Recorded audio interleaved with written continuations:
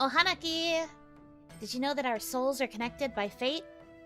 Well, what do you know? I'm Yuno Hanaki from Production Kawaii's Hanamizuki. Good afternoon, everybody. How are we feeling? The setup is a little bit scuffed.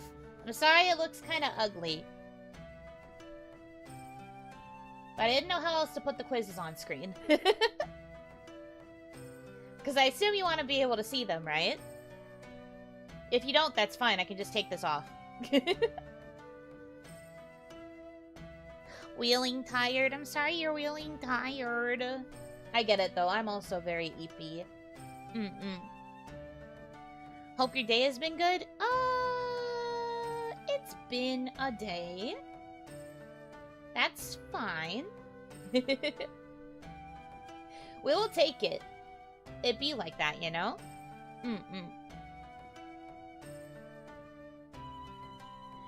Sometimes there are ups, sometimes there are downs, but there is one thing that is constant, and that is Onigashima Monday. But yes, hello. So today, the theme is, miscellaneous personality quizzes.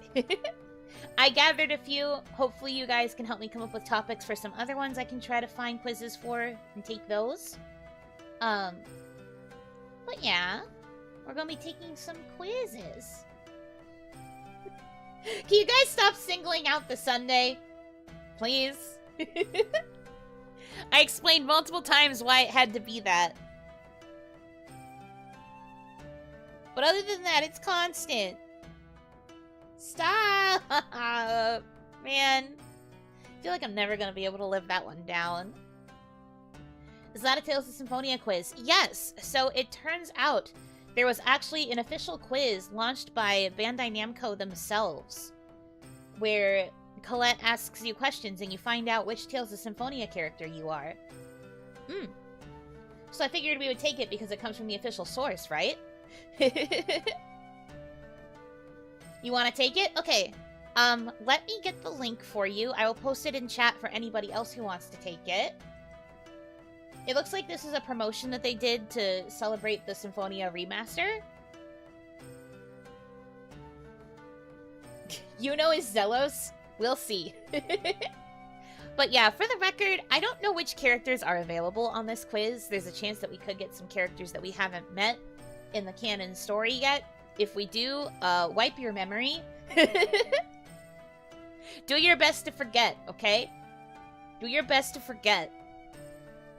Because we don't want spoilers.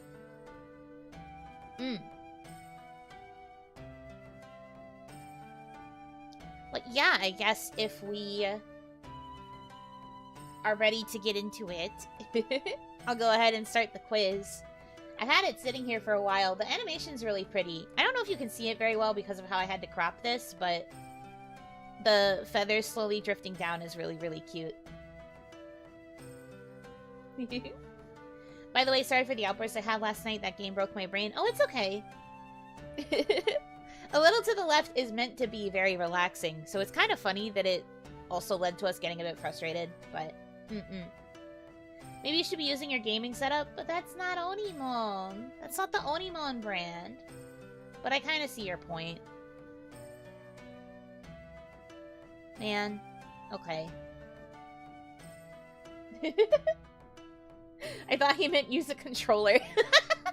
Yeah, let me plug in my Xbox controller so I can interact with my browser. No, I'm pretty sure it's switching to my gaming screen so that you guys can see the quiz bigger. Which I could do. I would just have to, like, switch the BGMs around so that we get the OniMon one. That's probably smarter. Hold on.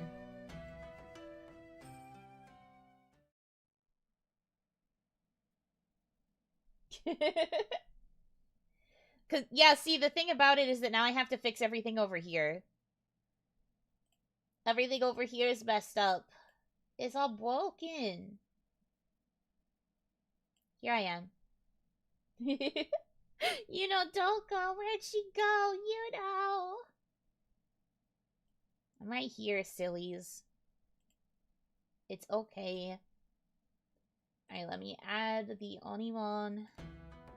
BGM so we're not sitting in silence. And then I have to put chat back on screen because you guys aren't here right now.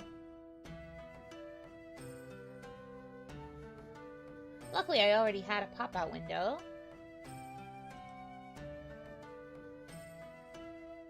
Ba, ba, ba, ba. Do, do, do, do, do. Nice zebra background. That is not a zebra. It's meant to mimic a turned-off screen. You goof. There we go. Okay, and then... doing this on the fly in real time. The struggle. Yay! Alright, that looks better, right? You guys like this better? It's not exactly OniMon, but do you like this better? Hi.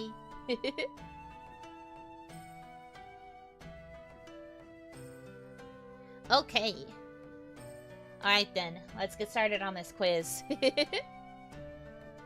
Now that I've moved screens and made it look better. Fix the screen placement? Sure, one sec.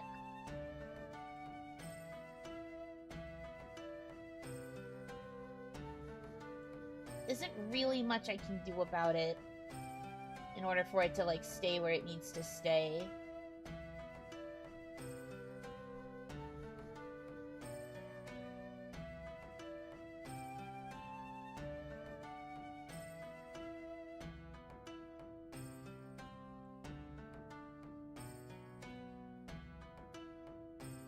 Yeah, there isn't really a lot I can do here. I don't know why it's not centered. Because it's definitely centered on the actual browser.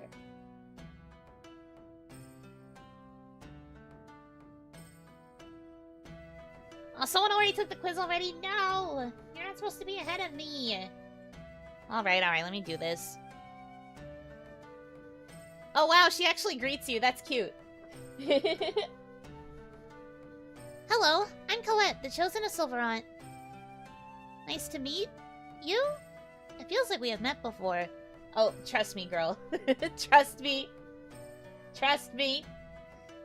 You've met me multiple times before. There have been many centuries in which we have met. You're like someone I know. Who are you? May I ask you some questions to help me remember? Pick your favorite from these gummies. Oh boy. Colette need cure for poison. So we've got apple, we've got orange, and we've got lemon. Lemon. A wise choice. Let me ask you some more questions. Swordplay or magic? Which would you choose? Swordplay or magic?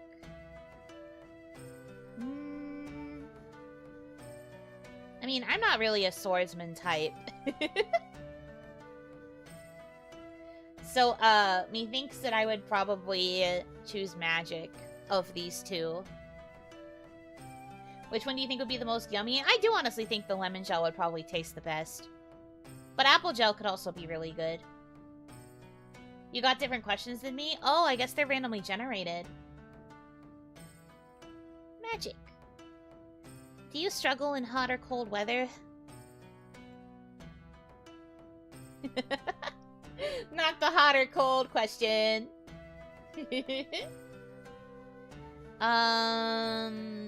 Yeah, I do struggle, actually. I don't really particularly like either. Cold is definitely the worst.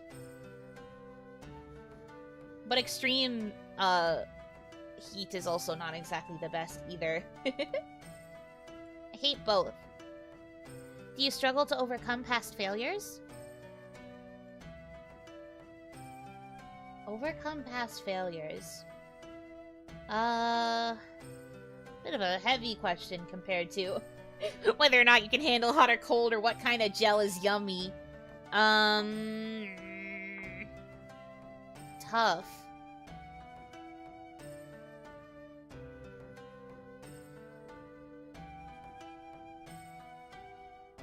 My question were so much more innocent. Dang. I would say largely not at all. Sometimes I struggle with things that I messed up in the past, but like, I think for the most part I'm able to work through it. Do you sometimes become single-minded and lose sight of what's around you?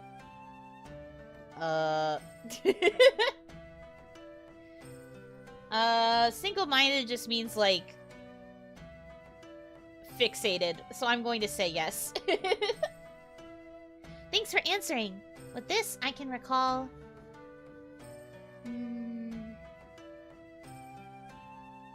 I've got it! You're just like Professor Rain. Cool under pressure and knowledgeable. You tend to lose yourself in the subjects you find interesting.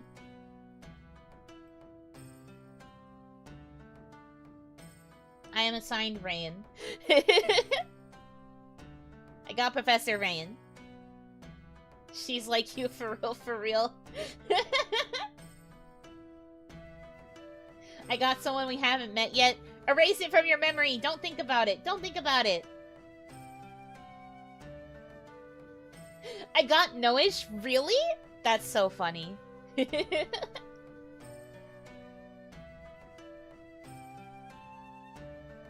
Amazing. I feel like Shino would be better. Really? Most expected outcome. I got Sheena and she's like me for real, for real. That's funny. Dang. Well, I guess that's our first quiz. I guess some people might think of you as a little strange as accurate. Hey! What do you mean? Nah, man. I got Colette the test giver. Was she just like, are you me? When she was like figuring out who you were, she's just like, are you me? That must have been weird for her. That's so funny. Poor Colette. Suddenly having an identity crisis because she just met her doppelganger. Most similar to Rain. Cool yet careful, you immerse yourself fully in your own interests. I guess some people might think of you as a little strange. What? I got Noish? So you can actually get Noish. That's funny. I'm obsessed with that. That's kind of great. I wish I got Noish. Yeah. Okay. Not bad. Good job, everybody. Okay, so I've pulled up 5 other quizzes. 5 other quizzes. This will probably not last, very long, depending on how long these are. I'm not actually sure how long they are.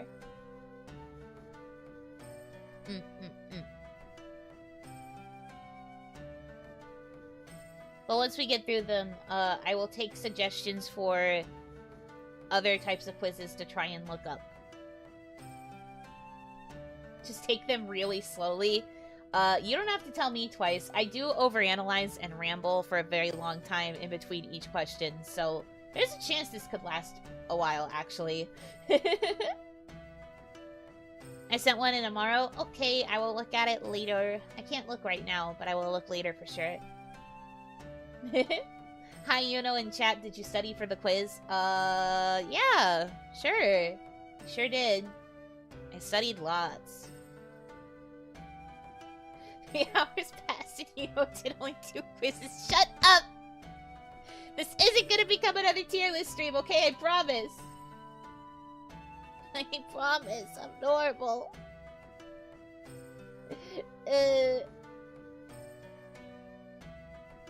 Man. Why do I have to get bullied? Ugh, ants. Ew! Anyway, so, this is what romance AU are you? This is on UQuiz.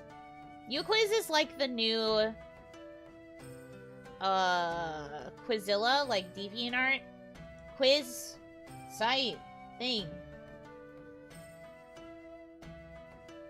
Yeah.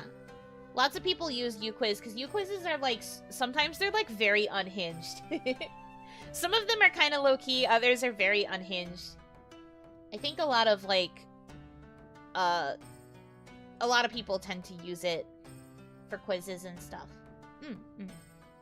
I think it was originally supposed to be used for businesses to like conduct surveys, but it got taken over by people on the internet who wanted to make quizzes about anime characters. Okay, so Romance AU is like, this is like a fanfic thing.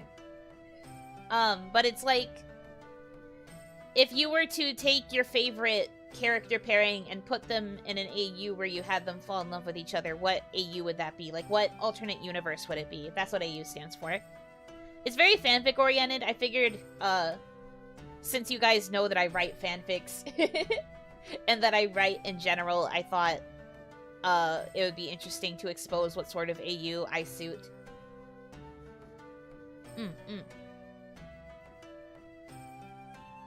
Screw big business, return to Animu, real. You're so right for that. Okay, let me type in my name. Looking forward to not understanding my result at all. Don't worry about it. If you need help, I can explain it to you. Alright. If your lover had gotten you a gift, which would be the most romantic?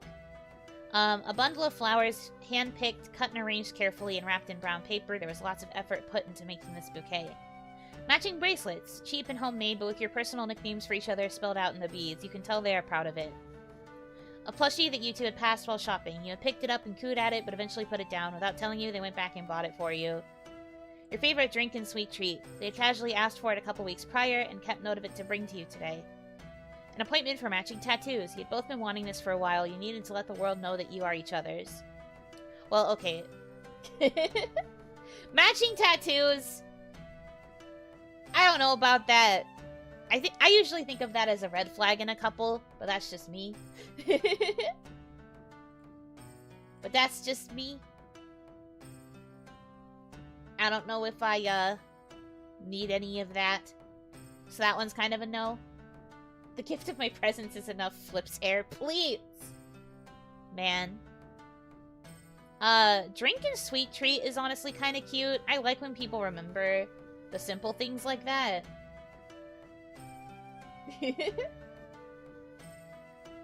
Imagine your lover getting the same hip tattoo as you, like the one on my thigh? I mean, I guess if you put it on the opposite thigh, I guess? But yeah, no, that feels strange to me. Like, because that would mean that they specifically wanted to match the tattoo that I already had, because I didn't get this to match with somebody. You know what I mean? I think that would be very weird. Touching my tattoos. Flushed emoji. But yeah, favorite drink and sweet treat. This answer is kind of cute because it shows that they paid attention. One of my favorite things is when people, like, remember small things about me. Because I feel like I am a person that is easily forgotten, if we're gonna start getting into the depth of it. So if people remember little things like this, that feels like a really kind gesture to me.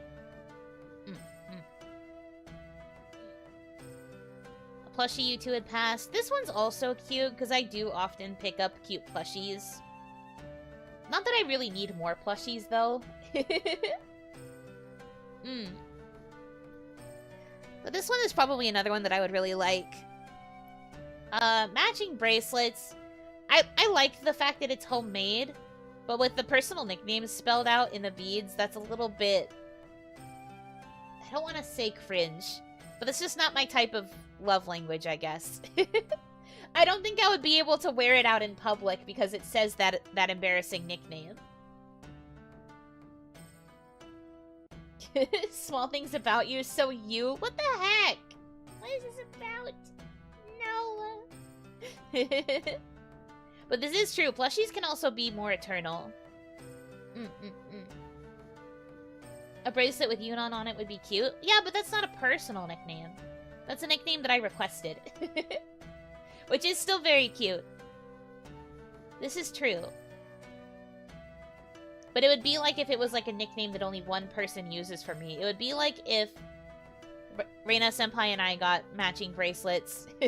And mine says Yui Yui and hers says, I mean, I don't give Reina Senpai a nickname besides Reina Senpai. But if I had a nickname on it for her, you know? Like, that'd be kind of weird.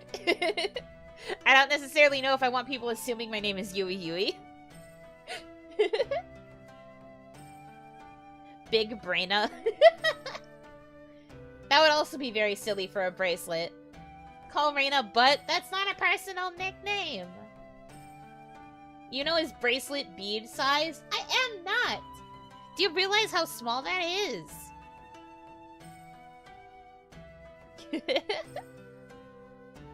Bundle of flowers. This is a bit cliche, but I've actually never received flowers before. I've, like, never gotten flowers from, like, friends or family or, like, anything. So this would honestly be kind of nice, too, just because I've never received flowers ever. And flowers are really pretty. I quite like them. Okay, I guess you guys are planning to get a Yui Yui bracelet for me. Thank you, I suppose. That is really cute, though. I don't mind it.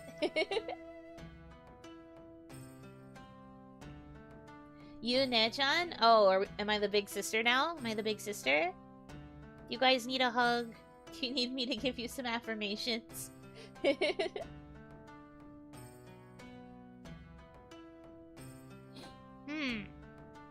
This is tough. I guess, like, after talking them all out, though, I think the one that appealed to me the most was probably the favorite drink and sweet one. Because, again, I like knowing that people remember even, like, the small things about me. So I do quite like this. Yeah. I'll go with that.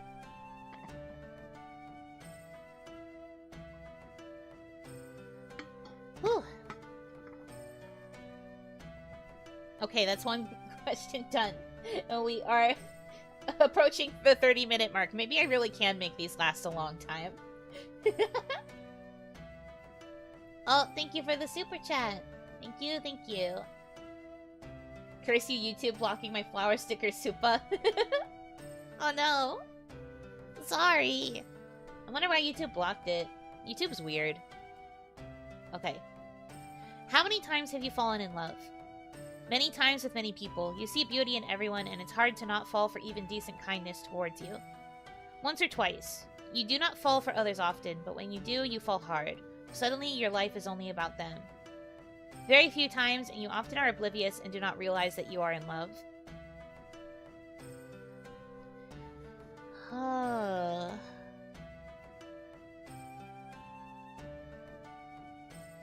The random line in Dine at the top. Don't pay attention! I really don't know what these ads are doing. The first one sounds like Zelos. This one? I don't know. I think Zelos... You're gonna make me talk about a character that we haven't met yet. I think Zelos seems like this, but in reality he is this. That's all I'll say about that.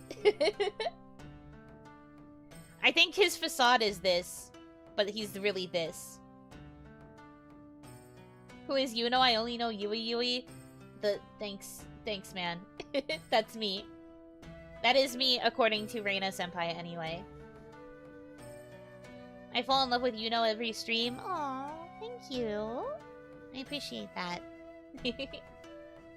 Makes me a little bit shy, but I do appreciate that. I'm between 2 and 3, literally in the middle. I get that. I feel like I'm a combination of all three of them somehow. Like, I know I get crushes on people a little bit easily. And then, like, this part I think is a bit harder to develop because it means letting the initial feelings develop. But also, I think I am oblivious. I think I am quite oblivious in a lot of ways, too. I'm pretty aware of how I feel in most respects, but, like, when it comes to romantic feelings, they kind of go pshoo, right over my head.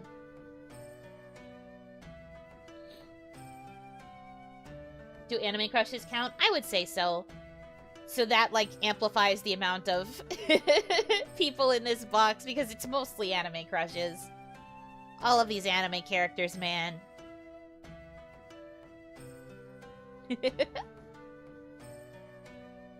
I think I'll go with this one. Because, like, I do recognize when I feel, like, some sort of affection towards somebody, but I don't realize that it's, like, being in love with them until way later. Way after the fact. The short jokes write themselves. Stop. Why you guys have to keep pointing out that I'm small? Anyways, what is your biggest fear? Rejection, not having control, losing those you love, abandonment, or failure? Oh boy. You guys don't have to unpack this in chat if you don't want to, because I know this is a pretty heavy topic. Okay, biggest fear.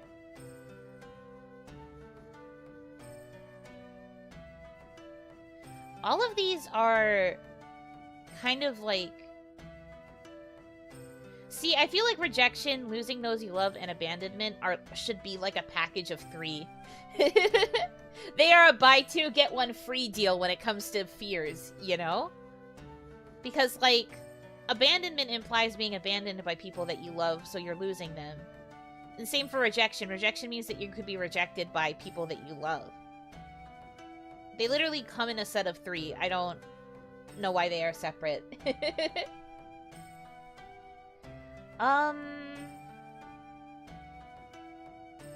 But I guess... I do know that I really don't like the idea of abandonment. Maybe it's because I was banished. But I think because of the impact of me being banished to Onigashima, I really did feel abandoned, and I kind of, like, I don't like that feeling of being pushed away from people that I care about. Not really a big fan of that.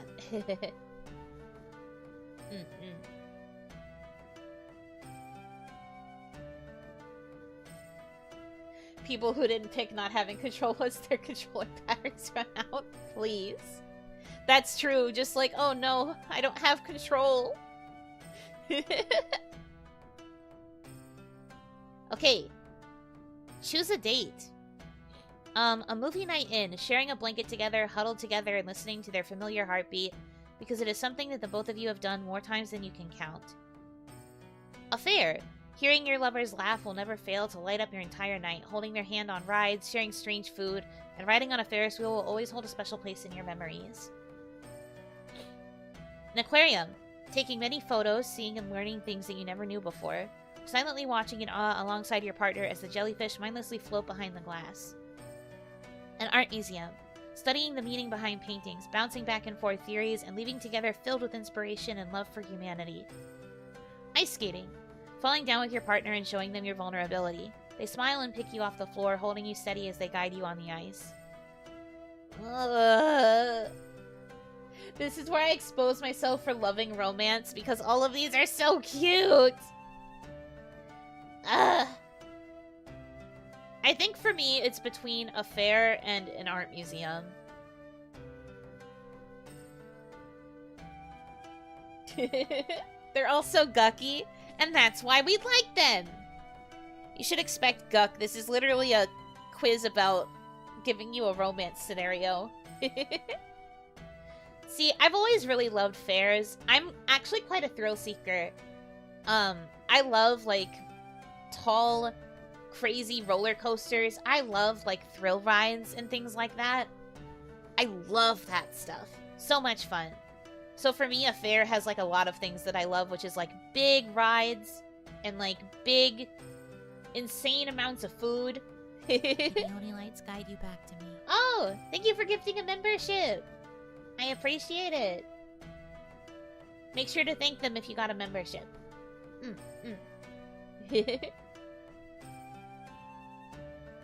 A fair it is to me, I'm a simple man. Understandable. But yeah, I think that a fair has like just a lot of options for people to do. I like art museums too, but I would have to be with someone who like appreciates art the same amount that I do. I think what's it called? How do I word it? I think that like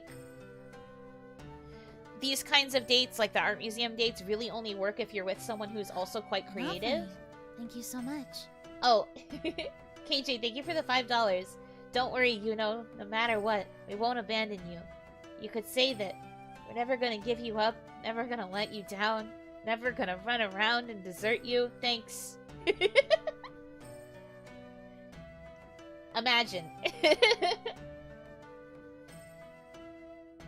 Imagine getting rickrolled.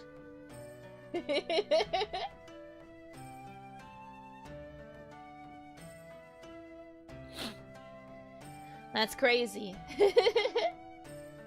Really? In the last month of 2023, I get a rickroll? Crazy. You're the first I've heard love thrill rides in a long, long time. Yeah, like, I don't really get the chance to go super often, but I've loved them ever since I was little. I would be the one that wants to go on, like, the like, death drops and all of the, like, really tall, really fast roller coasters. I love them. They're so much fun. And I also really like fair food. So that's also a big thing for me. Also, like, Ferris wheels, like, at night when the fair is dark and all of the rides are lit up. All the stalls, all the rides, there's all these, like, flashing, really pretty lights. And then you go up on the Ferris wheel and you see not only the light of the stars, but the light of the actual fair down below. Peak. It's incredible. It's breathtaking. Nothing compares. So, to that end, I'm picking the fair.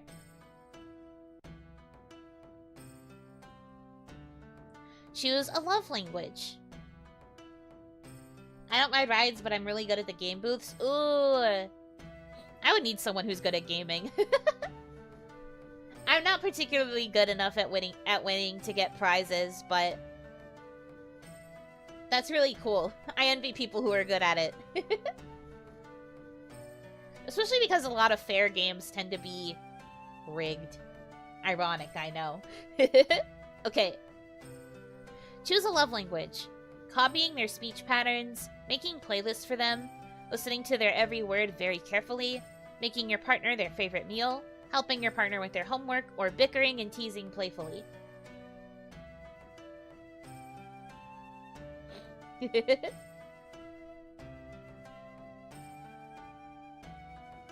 used to hang out with a guy who was part of a theme park review group. They would travel to theme parks around the world and review roller coasters. What? I want that job! Are they hiring? I want to do that! I want that! Dang. You know what chat is? Yeah. All of you are lying if you don't pick this. I know that every single Damadachi in this chat right now is this. This exclusively. None of these other ones. Just this. At least if you're thinking about your dynamic with me. No, that's sorry. Okay. You'll have to make a very convincing case for why one of these other ones is you. I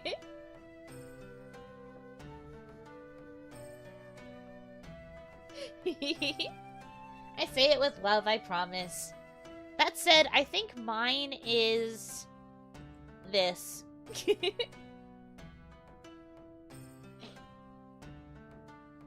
Yuno's first vlog, top 5 thrill rides of the year. I would love to do that. Honestly, amusement parks, sponsor me. Amusement parks, I'm ready. Sign me up. Actually, something that's on my bucket list, in terms of, like, things that I want to do one day, is I want to go to an amusement park during, like, the Halloween season. Because Because a lot of amusement parks open up in, like, late spring, early summer, but there are also several that have, like, special events that go on during, like, Halloween, where, like, everything gets, like, spooky and scary. I think it would be really cool to go to an amusement park on one of those days. May the Oni lights guide Oh, you back to D, me. thank you so much for becoming an Oni Light. Welcome, welcome. Hope you enjoy it. Get good use out of those emotes. First and last options go hand in hand. I guess that's true. Because, like, you can tease people for the way they talk, but then you also end up copying it and it becomes, like, an in-joke. I kind of get that, yeah. But I think I am this. More often than not, a lot of the things that I say and do, sometimes even my intonation on certain things, I end up copying how the people in my life that I care about talk. I have so many, like, really weird speech patterns because of how often I talk to my best friends. Whenever I talk to my friends a lot, I'm always just, like, absorbing the things that they say, and it gets a little bit silly. It takes a lot. I have to, like, consciously think about not saying some of those speech patterns when I talk on stream.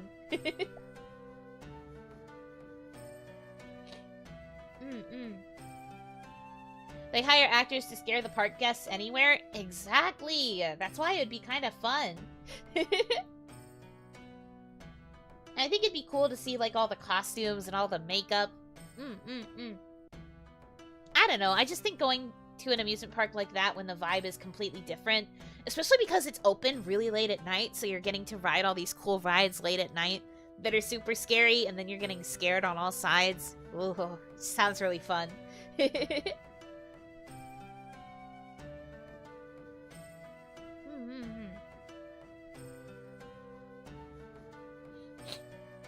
But yeah, I would definitely choose copying speech patterns.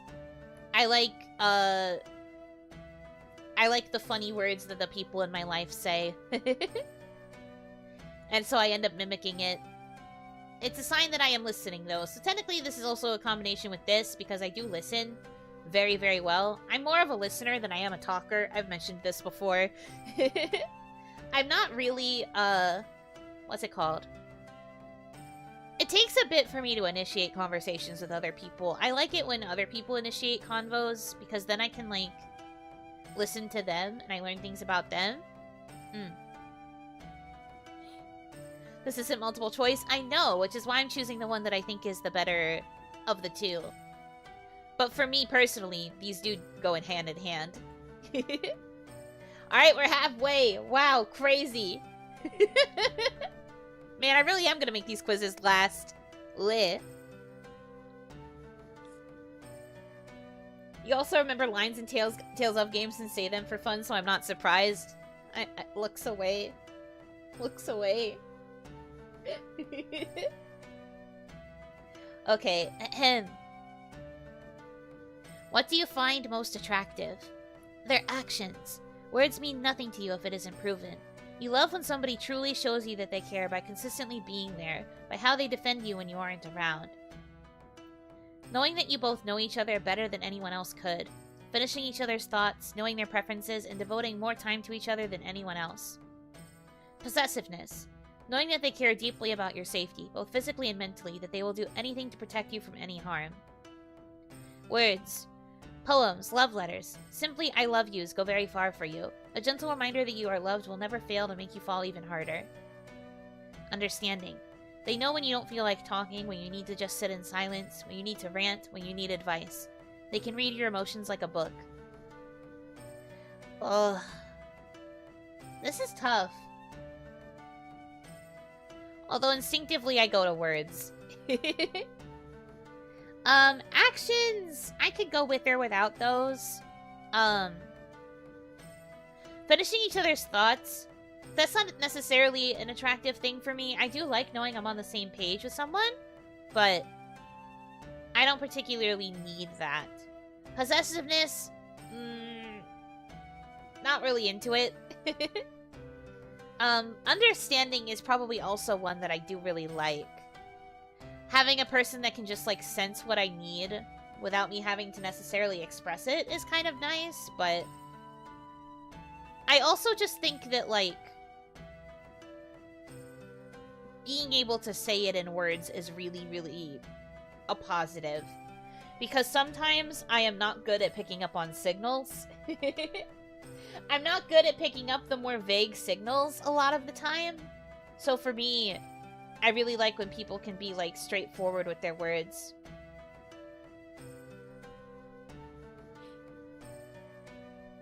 I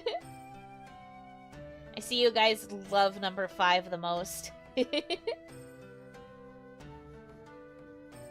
So you love Riz? Not really. I don't necessarily think of it as Riz. I think of it as, like, genuine expressions of how you feel. Riz is things that are like, purposefully said in order to try and charm somebody. But I think that, like, this in particular is just, like, words that express how you feel in a more direct way. I'm not very good at reading signals. I'm not very good at assuming what people feel or how people, like, think about something. So knowing that I have somebody in my life who can, like, very plainly say it is usually more reassuring for me. I just said I don't like Riz. Don't pull out the Carl voice on me. Carl's meant to be gone, man. I'm not very good at reading. Yeah, I know this. Number 5 is great, but it's hard to have that at a baseline expectation going both ways. This is true. This very much is like... I mean, this and also kind of this. But this reads like you really like the dynamic that you have with someone who's, like, a very good friend. And, you know, friends to lovers is, like, the ideal romantic development. But, yeah. I can see why people like this, because it's, like, the dynamic that you have with a really, really good friend that then leads to you, like, starting to appreciate them even more. But I just prefer this because it's the most straightforward. I like when people are straightforward.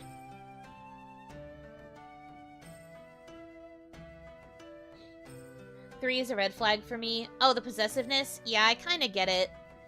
I think possessiveness in certain forms can be nice, but if there's too much of it, it obviously becomes a toxic trait. So I get where you're coming from. But yeah, this very much is just friends to lovers. Perhaps even childhood friends to lovers. Like, it's just having that inherent understanding with somebody. And really, you can only get that kind of dynamic from a really good friend. Nothing wrong with that, though.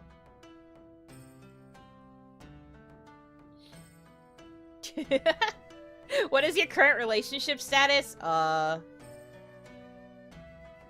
a bit of a personal question, huh?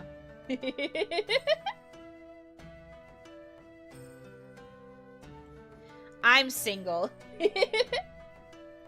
I love love in all of its forms, but I'm not particularly interested in dating.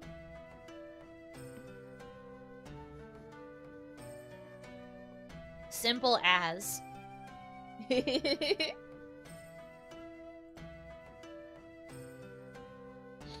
What is your biggest flaw? I bottle up my emotions. People never seem to love me the same way I love them. I'm easily attached. I can come off as mean or cold. I'm an overachiever. I often feel useless or incapable of being loved. Dang.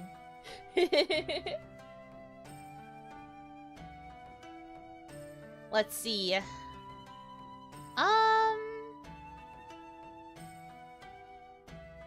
Easily attached? What do you mean? POV, no Riz. Shut up, Kaya. Show me who asked.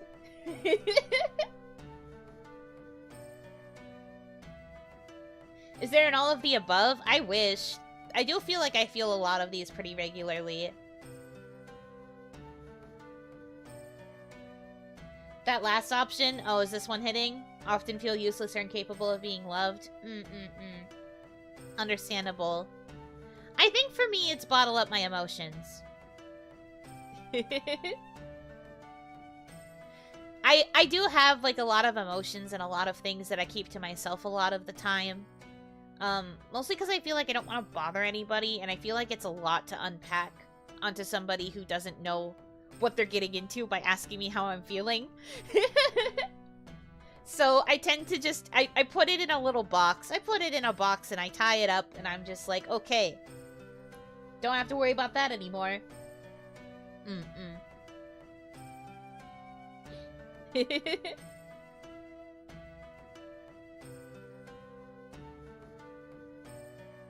Always love yourself, Giga Chads. So true. Remember to love yourselves. Choose a pet name. My love. Honey. Baby. Pet names are awkward for me. Darling. Angel.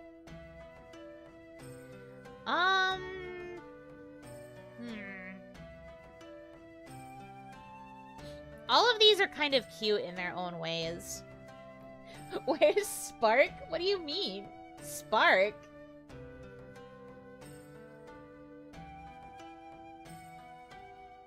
Baby girl.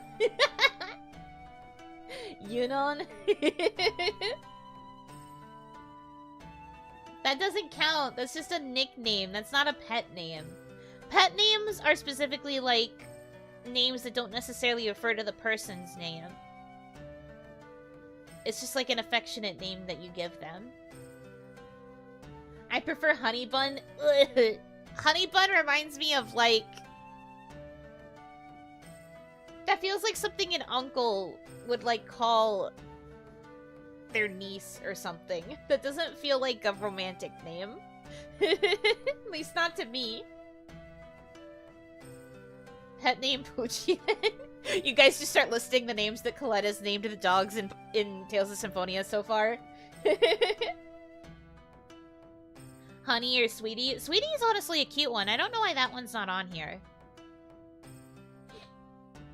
I've heard Boo Boo Bear used once. In real life? Boo Boo Bear sounds like something that's in a cartoon and in a cartoon only. Huh? Depends, is this what you would call your partner or what you want to be called? You know, that's true. They don't specify. I wonder if it's just something that you use, like, for each other, like, interchangeably? My Pepe. God, jeez. It was on SpongeBob? Interesting. Yeah, that makes sense. It was a cartoon. I think I would just go for my love. It's pretty simple. Pretty straightforward. I don't necessarily think pet names are awkward. It just depends on the pet name. Angel, but your significant other is dyslexic, so it becomes Angle. Ah, yes. My Angle.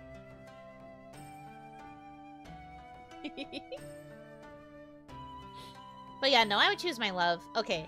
Favorite season? What a weird question to throw in this close to the end.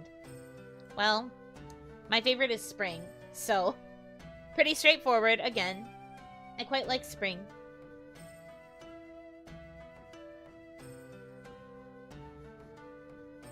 Leave your favorites in the comments. Is that YouTuber enough of me yet? Favorite season? Paprika. No, that's seasoning. It's season. Like time of the year.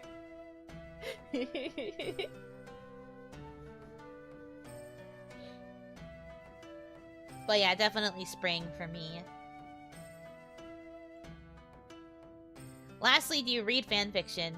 I read it often. I'm a sucker for romance. And then the other options are never or I used to, but not anymore. Listen. There's nothing wrong with this, okay? You're allowed to read it, okay? It's fine.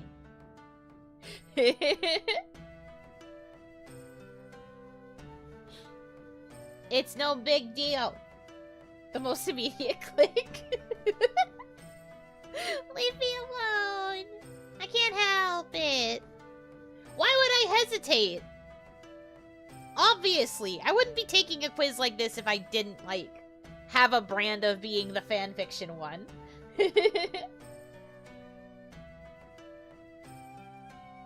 We need a write-in that says I'm a writer. So true. I'm surprised there isn't an option that says I write them.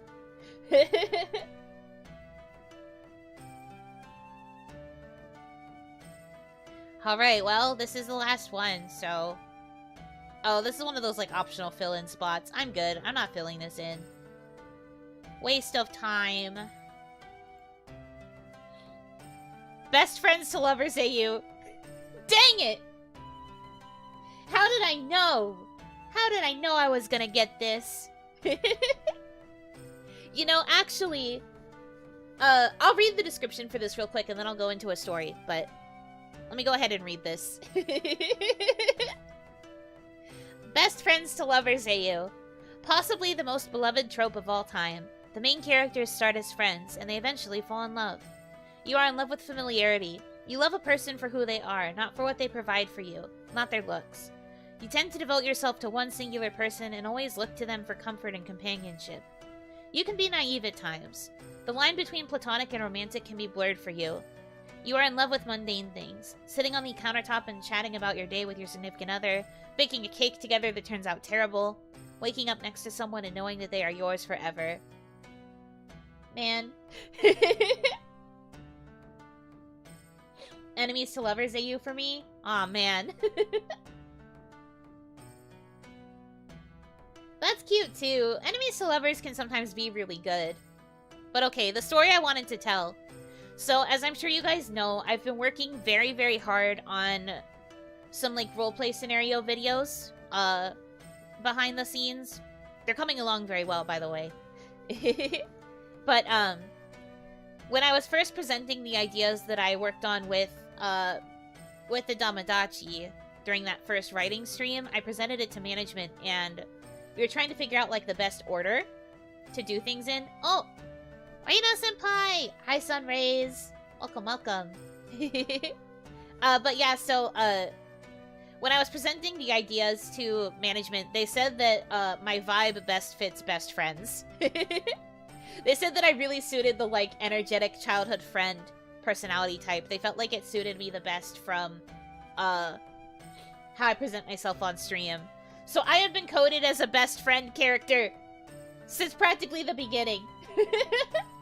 This quiz just feels like it's rubbing it in. I'm the best friend character. But yes, hi Sunrays. I hope you had fun with Reina-senpai. How goes the quizzes? They're going good. We just finished the second one, which was, what romance AU are you? And I am the best friends to lovers AU. You would be the childhood friend in an anime harem? I really would. For better or for worse, I really, really would.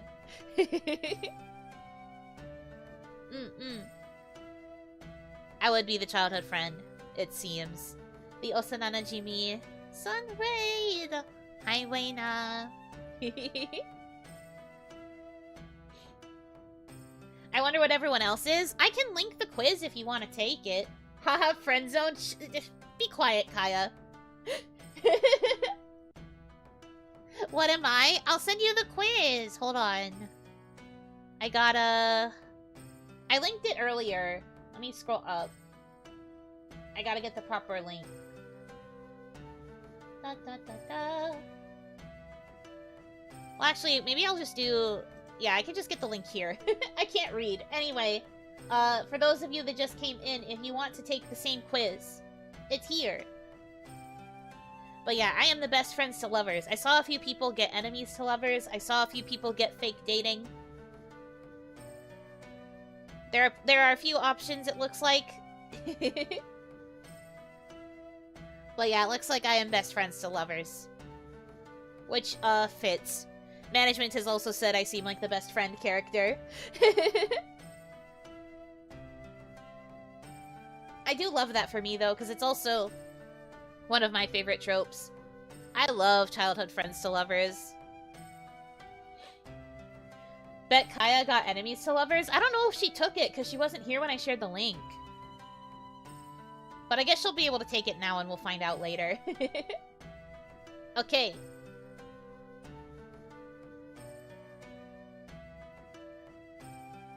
You're doing it? Okay, you better give me the results. I guess we'll hang out before we move on.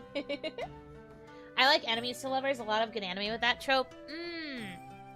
I think rather than straight up enemies, I tend to prefer, like, rivals to lovers. Mostly because rivals is a bit of a lighter way to interpret it. Thank you for the super chat. Sorry, I laughed because I read it preemptively. Onigashima, when translated to contemporary English, means friend zone or shadow realm, depending on the translator. Dang. Thank you for the super chat. Aren't childhood friends always the losers? Not always. But yes, they do often lose. A lot of the time. A lot of the time what ends up happening is the main character is like really close to their childhood friend and then they get whisked away by whatever love interest the story prefers to pair them with. And then the childhood friend gets left in the dust, and I kind of hate that, honestly. I feel like the childhood friend is always the one that understands the MC the most and is always the most concerned about their well-being. Especially if it's like a fantasy situation where they get whisked up into all this like fantasy nonsense. It's a super chat, so that means it deserves a super jingle. It's just like, pay attention to your friend, man. They understand you so well. What's coffee shop AU? You got coffee shop? Fascinating. So coffee shop AU usually means that the main character falls in love with their barista, or they like meet someone in a coffee shop. The idea is that you are strangers who just happen to cross paths in a particular shop at a particular point in time. Some sort of fate or destiny thing. And then that leads to you, being able to fall in love because you happen to be in the same place at the same time. That's coffee shop. Coffee shop is actually one of the more popular AU tropes because people find it kind of romantic to be in like a cozy place like that, like a cafe. So you either get paired up with your barista or you get paired up with somebody you meet in the coffee shop. That's what a coffee shop AU is. Shut up! Quit making fun of me! Did you know we're connected by fate? You're so mean to me, and for why?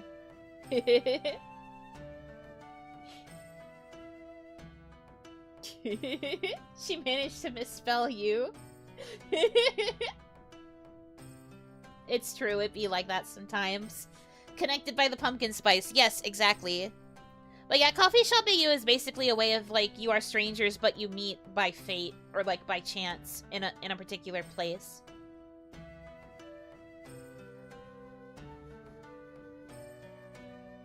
Kaya didn't put Yuno for Yuno. Well, technically, that's not what I'm saying, but that is the pun also. OMG.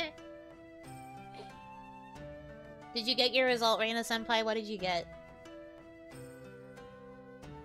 Vampire AU? Oh. I love that for you. That's a good one.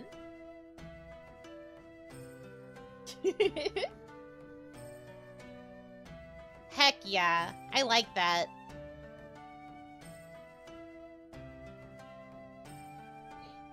Reina-senpai would obviously be the vampire in that situation. What's that? Oh. She sent the description for what it says. Let's see. A vampire AU is commonly where one of the two lovers is a vampire and the other is human. You enjoy more extravagant outward love. You are attracted to possessiveness, protection, and to those who are stronger than you or in a more powerful position. Interesting. You desire to let go, to let somebody else be in control for once. You want more than anything to be free of stress and hardship in your life, something that you were never able to get. You desire to feel useful to people around you, and it's easy to feel worthless and unneeded. So Reina is Edward. I guess so. But yeah, generally the idea is that, like, you like the idea of being taken care of by someone who has more, like, worldly knowledge, because vampires are usually immortal. So, like, vampires are seen as, like, very powerful, not just in terms of, like, literal physical powers, but vampire characters are also often written as being very rich, or being very successful. They have, like, really strong peasants in general, so the human character is often seen as, like, the lesser. But, like, in a positive way. It's not usually seen as negative. Put me in your next fanfiction, you know? You got it. I will write you... Do you want to be the human that gets bewitched by a handsome vampire, or do you want to be the handsome vampire? The choice is yours. Reina is just actually a Asterian. Make the vampire Shadow Heart. Okay, you got it. You got it. Both? Okay. Okay, I got it. Anything for you, senpai.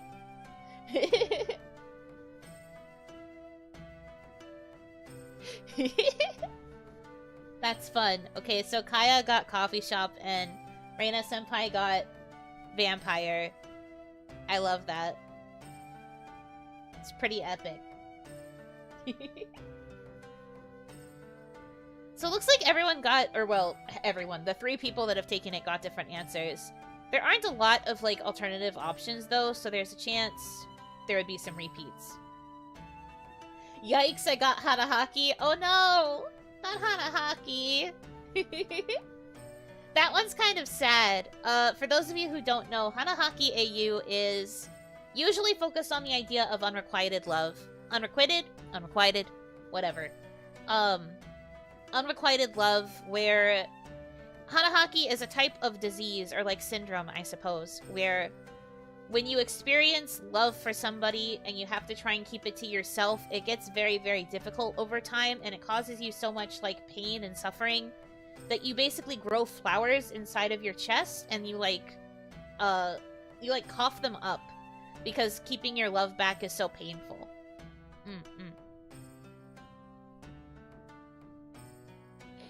But it mostly focuses on the idea of a love that is unrequited, like a love that will never be returned. What is this test again? This is for which romance AU type you are. I will post it in the link one last time. But yeah. Feel free to take it if you haven't taken it already. Second time through, I got best friends to lovers. Oh, I guess you're kind of a mix of them then.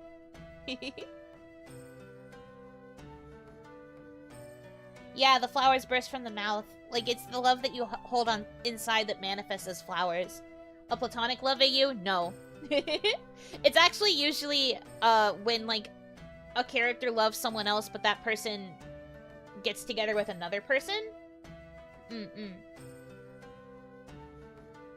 Consider pinning the quiz you're currently doing. True, I could also pin it. But we, like, just finished this one, but I'll pin the next one once we actually start on it.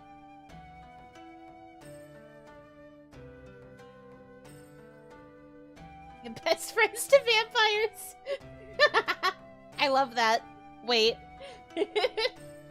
Best friends to vampires. You find out that your best friend is a vampire.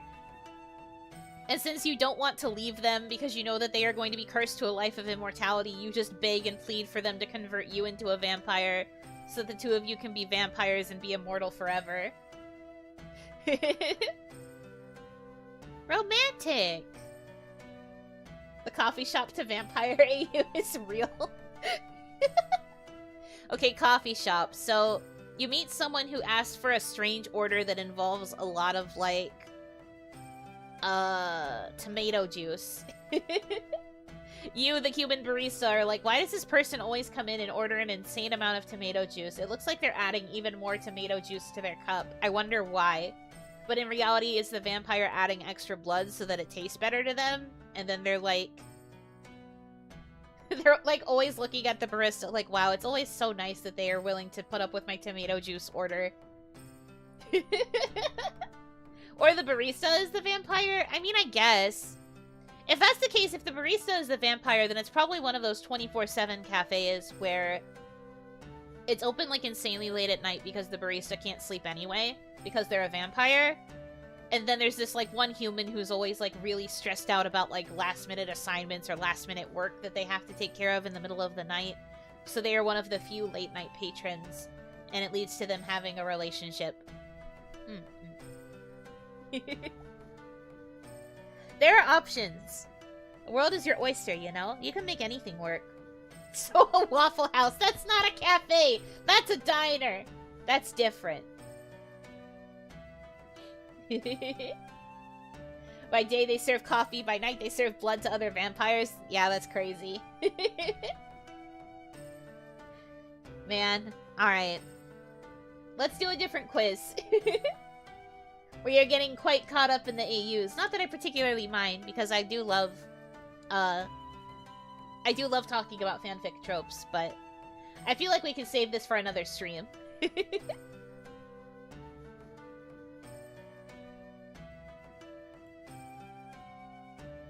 Amazing ad. Which Sanrio character are you? I like Sanrio. I know a lot of the other girls also like Sanrio. I figured this could be a fun one for me, at least. Because I'm curious to know which Sanrio character I am. I know which one I think I am, but I need to find out the truth.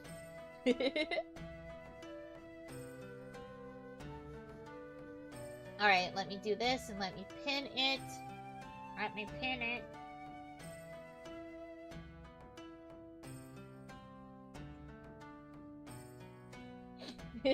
Isla-sama totally doesn't love cinnamon roll. I don't know about that. I'm pretty sure her love for cinnamon roll is undying. Gonna get a perfect score this time? I believe in you. Alright. 12 questions again. What would you say your role amongst your friend group is? The leader. The cool one. The baby. The ditz. Or the slacker. Okay. Okay. You're the baby? I am not the baby. That's Kaya. Why is everyone assigning me baby? I'm not baby. Although I guess of all of these, I don't know what I would be besides baby. Are you the baby or the ditz?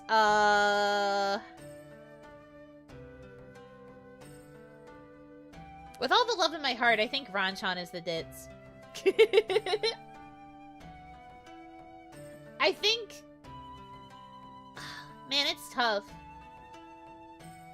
Because Kaya is either the leader or the baby, and I'm either the baby or... I guess technically none of these, because I'm definitely not the cool one. I don't think I'm particularly ditzy. I'm not a slacker, but I don't really see myself as the leader, so I guess by process of elimination, I'm the baby. This sucks. I can't believe I'm the baby. Kaya is the baby leader. Yeah, she's boss baby. Although she's also fail boss, as we know from my tier list.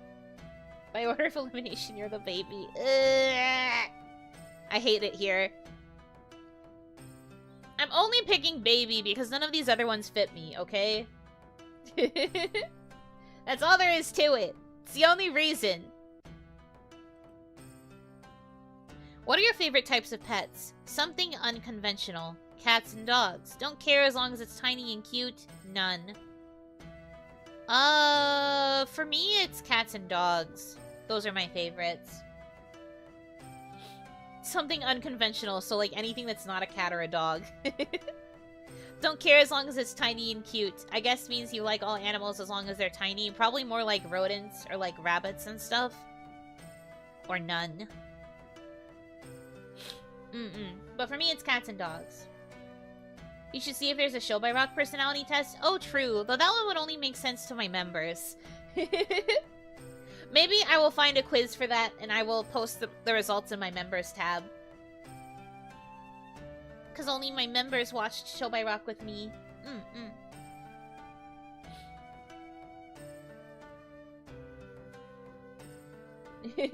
Number one must be weird and not tiny or cute, so spiders, lizards? I guess so. Especially because of this face. This face means that it is mischievous. This face is up to something. This face definitely has 16 Komodo dragons in their backyard.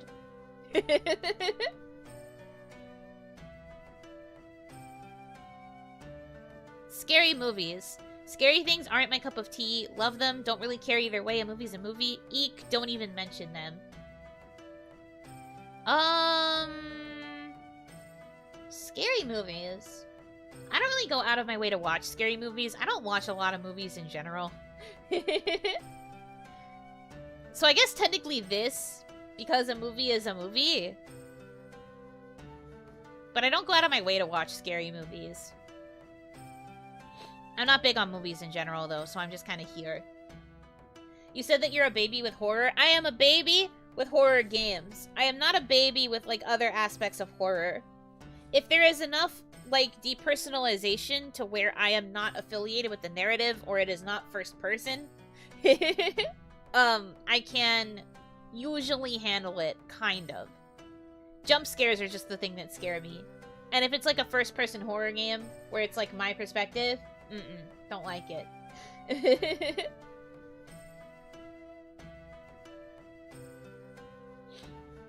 But like I can deal with it. It's just not my preference, especially because scary movies nowadays what's it called? Nowadays scary movies focus almost entirely on jump scares, and that's kind of lame.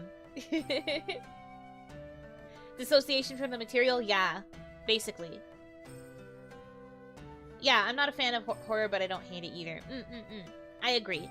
I'm somewhere around there, too. On that note, excited for detention this week? I'm not. I'm scared. But I will do my best. Because if I don't get through it... I don't want to talk about that yet. Okay. How do you handle crushes? Too shy to tell them how I feel, but I try to give them gifts in hopes they'll get the message. I act a frickin' fool. I get flustered easily, but I will still try to tell them how I feel. Crushes? How silly. Who has time for those? I act like how I feel. How else are they supposed to know I like them? Saving that one swear for later? Do you guys want me to burn it here? Because I will. I don't think I'll have an opportunity to swear later anyway. Do you want me to burn it to read this properly? Because I can.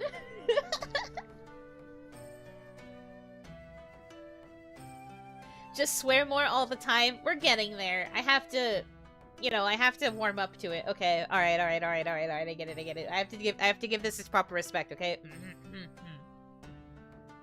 I act a fucking fool.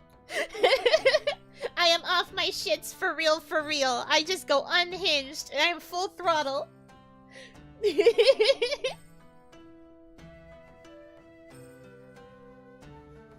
Yeah, that's pretty accurate though. Well, you know, language.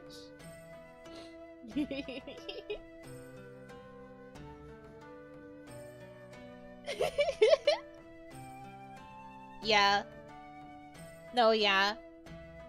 Record this into management. No! No! It's so over. Honestly, that's not that bad. I think they've probably heard worse. Okay, as in terms of, like, actually answering the question. I do get flustered easily. But I do think I would usually try to express it. Or it would be this. Because truthfully, who has time? In all intents and purposes, who has time? Truly, literally, how? Well, like, if I recognize I have feelings for someone, I usually do try to, like, get it out of the way. I think it's easier to get over it if I tell someone and I get rejected. Getting rejected sucks, but, like, it's a lot easier to just be like, hey, I have feelings. And then they're like, no thanks. And then I'm like, okay, cool. And then I just get rid of them.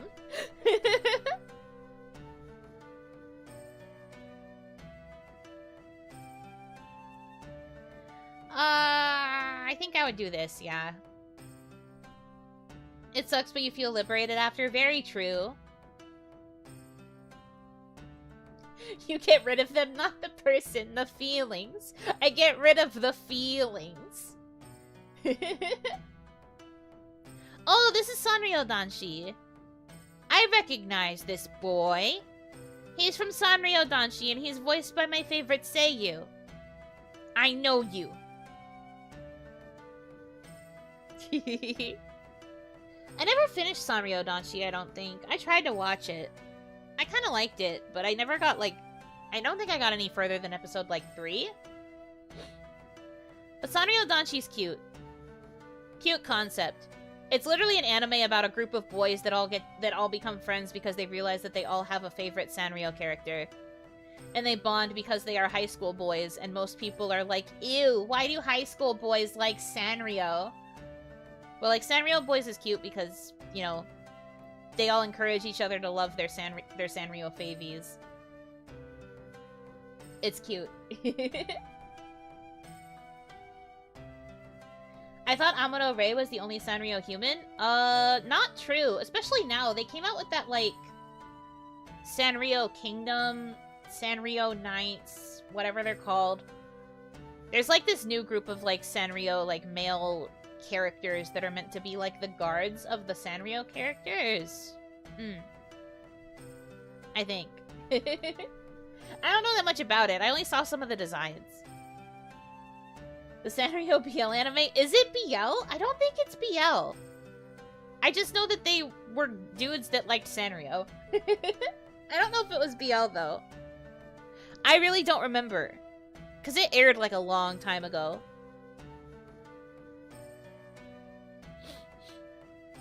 Anyway, let's, go to this question.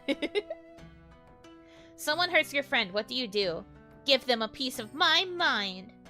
Cry along with my friend. How could somebody do something like this? Revenge is a dish best served cold. Prioritize the comfort of my friend first. They must be so sad.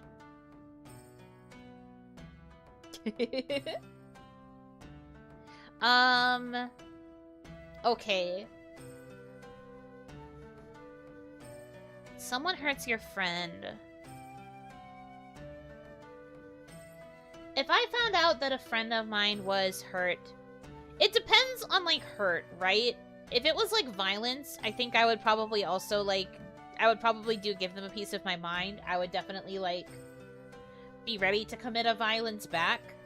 But if it's, like, emotional hurt, I think I would prioritize my friend first.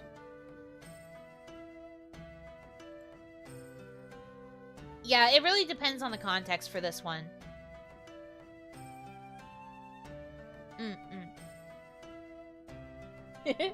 Judas, no. I know what you're referencing. I understood that reference. Violence is the question and the answer is yes. I see. I mean, I think it's good that you're able to go to bat for your friends, though. That's an important skill to be able to have.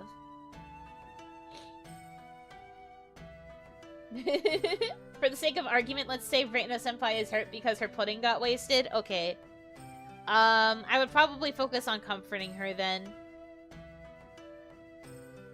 Because I can understand the pain of wasted pudding. And then I would do whatever I could to make sure that I could get her new pudding. But that's not an option, so comfort first, I guess. What is or was your favorite subject in school? Lunch, going home, English, or math? This person clearly did not pay attention in school at all if they think that the only two subjects are English and math. How did you so quickly run out of subjects? I know UQuiz allows multiple answers to go here. Why are your only choices English, math, lunch, and going home? There's literally so many other subjects! This is so narrow! Everybody's choosing going home. I see, that's why. Lunch was a subject? I mean, it is a block on your schedule, no? By all accounts, it technically is a subject.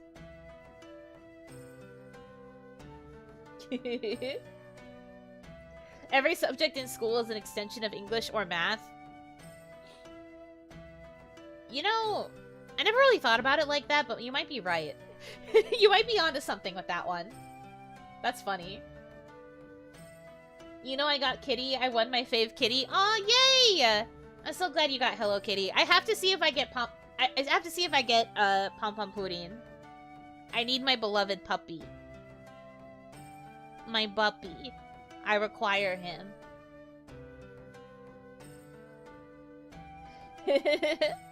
Anyway, I think this is obvious considering everything about me, but my favorite subject was English. I quite loved English. I loved my English teachers. I loved what we learned in English classes. My baby. I love English. Okay, when you're sad, what do you usually do to lift your spirits? Bake, cook, clean, or do something productive. Eat! Talk to friends, they always cheer me up, cry out alone. After that, I usually feel much better. Don't call me a nerd! You could only call me a nerd if I said math.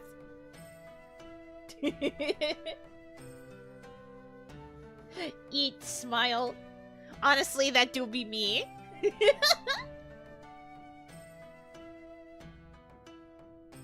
I think I'm either eat or cry it out alone. But it's usually eat. It's usually eat. I will not lie. I will not lie to this U quiz. Aw, look at this picture of Cinema Roll. He's so cute. Do people usually find you intimidating at first? Yes. I don't know. I don't really care how people see me. No, I wish they did. No, and I'm okay with that. Well, do you guys think that I'm intimidating? Do you find me to be intimidating? Was I intimidating to you at first?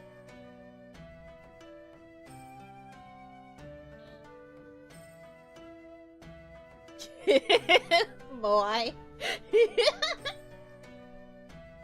I still find you intimidating? Really? I don't think I'm that intimidating.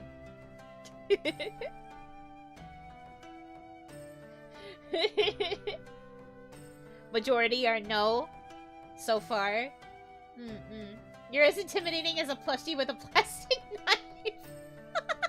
I know exactly what image you're talking about. It's the Cobra Lakuma, right? Or no, it's the bunny. It's like a pink bunny that's like holding a knife and it's like squished against its face. I know exactly what you're talking about. That's me. But you're right that I am probably no, I wish they did. I'm very much like, please, fear me. I'm so angry and violent. And everyone's just like, you're literally like 2 inches tall. The hands shaking as I type this. The fear is heavy, but I can overcome. I'm thinking of that Kirby holding a knife. Yeah, that's also accurate. I pretty much am just the embodiment of Kirby. No thoughts between my eyes, only a lot of food. Round. I understand. A pink bunny with a knife is the perfect image for you, know? That's crazy. But yeah, it's definitely no, I wish they did. Sometimes I wish I could be a little bit more intimidating. Puyo! Wait, I think Kirby's higher, actually. Puyo! Puyo, Puyo! Somewhere up there, right? You know, shaped like a friend. That's true. I am very friend-shaped.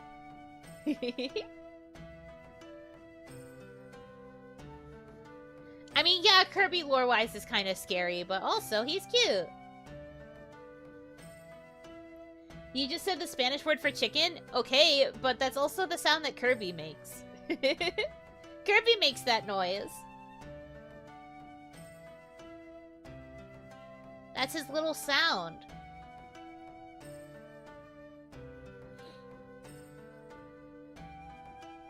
Kirby is Spanish confirmed. I mean, that explains why in Kirby Right Back at Ya, Meta Knight has that, like, accent.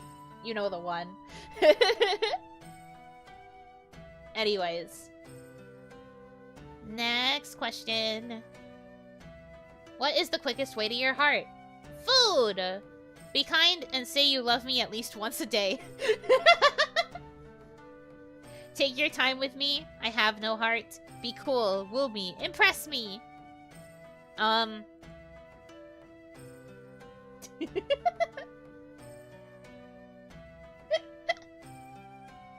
Of these, I'm this. Although also this.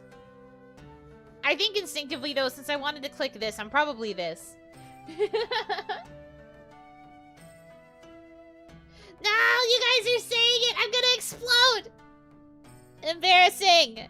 Embarrassing! Embarrassing! Stop! No!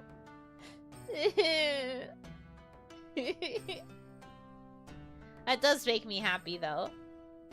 Don't say BB girl, you're ruining it.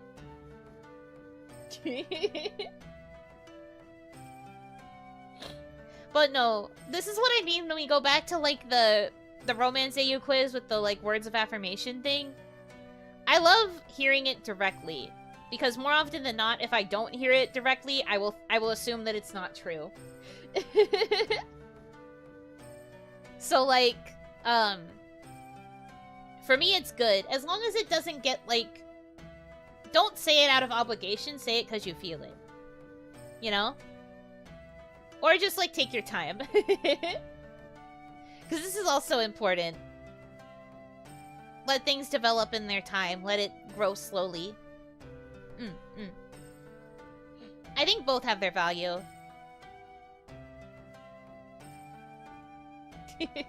But I went to this because I remember, how me and Reina Senpai have both expressed that we are a little bit, clingy. We are kind of both like this. But yeah, don't bring yourself to say it if it makes you uncomfortable or whatever. I'm not, like, holding you at gunpoint, like, say you love me! I'm not that kind of person. I just like to hear it. That's all.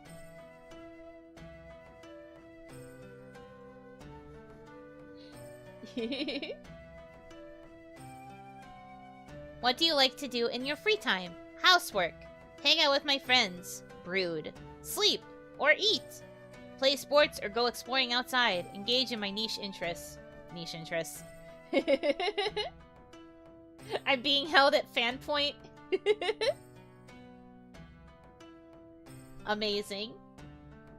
Yandere Yuno is fine too. I see. I'm taking notes. I'm the one taking notes now.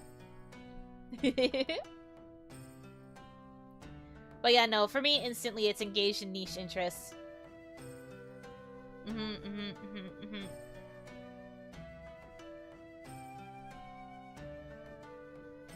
They are niche. Some of these other ones are also kind of accurate, I think, but this is the primary one. Video games aren't even on the list. I know, that's so lame. You would think they should be. But it be like that, I guess. Okay. Well, that flash was funny. Which dessert looks the yummiest? Pastry and coffee. Nicely baked and layered pink cake. Fancy cupcake on a fancy plate with a fancy fork. Fluffy pancakes with cream and butter. Or yummy strawberry drinks. Niche or just unspoken of? Yes. Yes. That's the answer to that. I'm torn between pastry and coffee and fluffy pancakes with cream and butter. I'm not really big on cake. Like these kinds of cakes. And I think this would be almost too sweet for me. I do quite like sweets, but I think this is too sweet. And I don't really like these. So I'm between these two. I really like the combination of something sweet with something more bitter like coffee, though. I do really like pancakes, though. Like, pancakes are probably my favorite between pancakes and waffles. Though I do really like waffles, too, but I prefer pancakes. I think I'm gonna go pastry and coffee because I like the combination of, like, the sweet and something a little bit more bitter.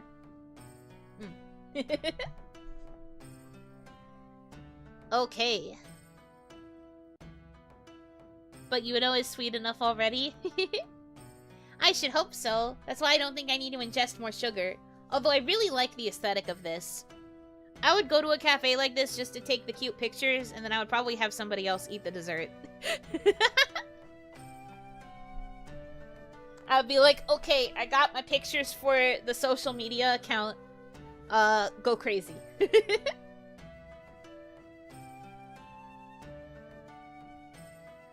But yeah, me personally, this looks the yummiest. I like the pastry and the coffee. Eats dessert in one bite. Are you sure I'm Kirby? I think you guys might be Kirby. That's a very Kirby response. What is your favorite season and why? Spring, the flowers are pretty for picking. Summer, I like hanging out with friends all day. Summer, I like how warm it is. I hate the cold. Fall, Halloween. Fall, the leaves look so pretty, changing color. Winter, I get to stay inside all day. Nobody judges me. Okay, realistically, the reasoning for winter does resonate with my soul. Because yes, now nobody judges me for not going outside because it's cold outside. But like, my favorite season is still spring. Also, why do summer and fall get two different answers?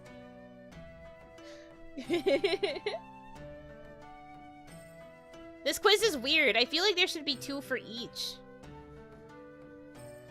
I don't know why they did it like this, but anyway. It's not necessarily because I like flower picking. It's just because I think spring is pretty. This quiz is very biased. Yeah, I can tell. Summer and fall have a lot of bias here.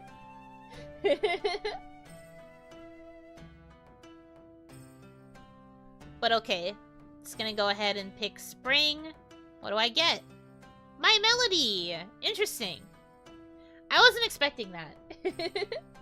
I wonder if it's purely because I picked spring, though. I feel like me picking spring it led to me getting her because she's got the flower here. I want it to be Pom Pom Pudding, though. Where's my son? I want it to be my son! Dang it. Anyway, so just so you guys know, Pom Pom Pudding is my absolute favorite Sanrio character. I literally love him so much.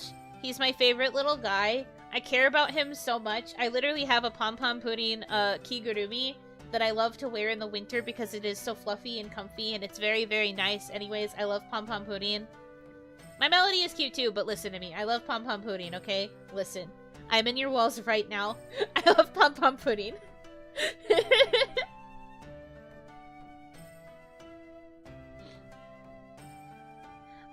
I got my sweet piano, I got Pom Pom Pudding, I got Pom Pom Pudding as well, I got Bad Smaru. I got Bad Smaru. Oh. Couple puddings, couple Bad Smarus. Cute. Alright, so what's the description for my melody? Ahem. You're a little bit of an airhead. Hello? Why are you already roasting me? This sucks. You're a little bit of an airhead. It's not your fault you get distracted so easily. The world is full of so many wonderful things that you can't help but to constantly be struck with the urge to explore. That's mean. Why are you guys saying it's true? It's not true. You are talented around the house. Cooking? Oh, that's a lie. What? I feel like I just got an answer that is not me at all. Cooking, cleaning, laundry, and domesticity in general is where you excel. Why are you... Huh? Your friends are near and dear to your heart. You don't know what you'd do without them. This part's true. In your free time, you can be found in gardens making flower crowns for your family and friends or making meals for everyone to enjoy. That is not true. That's not true. You know cooking? Yeah, exactly! This is not true at all! I do not excel in cooking in the slightest. The quiz said you can cook, that means it's true? I don't know about that. I don't think so. Just because I can cook doesn't mean that I should. This is Yuno if she was a happy-go-lucky girl, as opposed to what I am. Am I not happy-go-lucky? Nah, dude, that doesn't make sense. Is cereal cooking? Yeah, that's the real question. You don't have a mean bone in your body and you could never see yourself raising your voice. This might be your downfall, however. Learn to recognize who is your friend and who isn't worth your kindness. You could never see yourself raising your voice. That is literally not even close to true. What happened in this quiz that made me get this?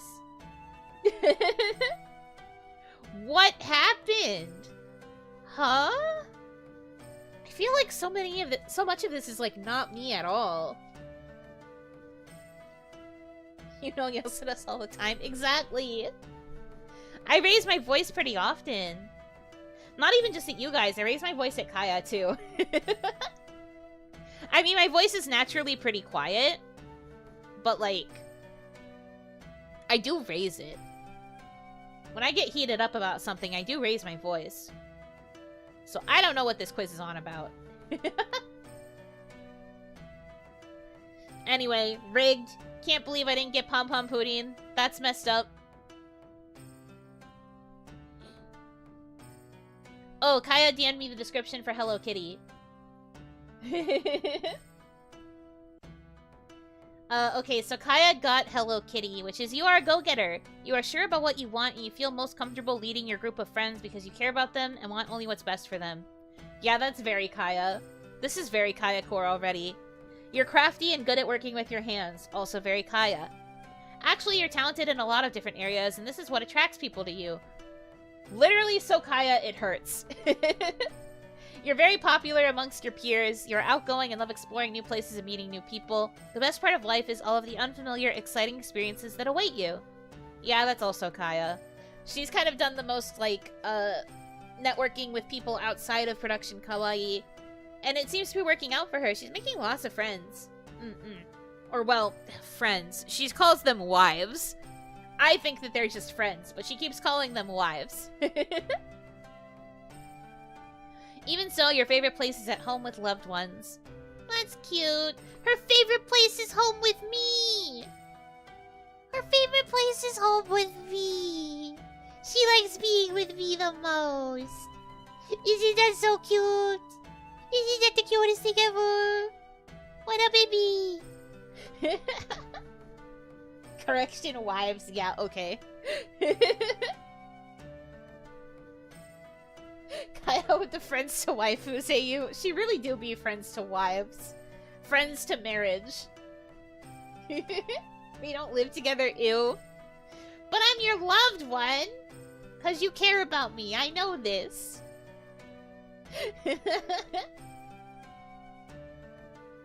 Actually, she means home with Maki. True. Can we upgrade the Dangokumis to husbandos? You have to take that up with Kaya. That is not my question to answer.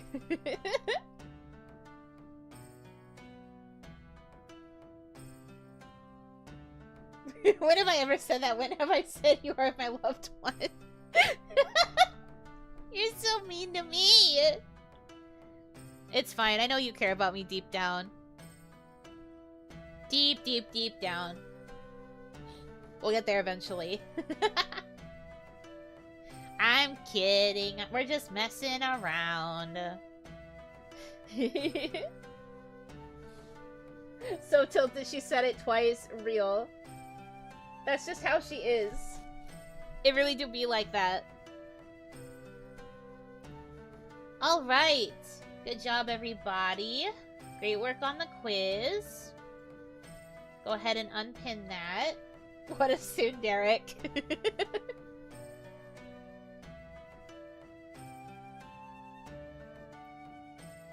Okay. Answer some questions and I'll tell you what type of flower you are in my unprofessional opinion.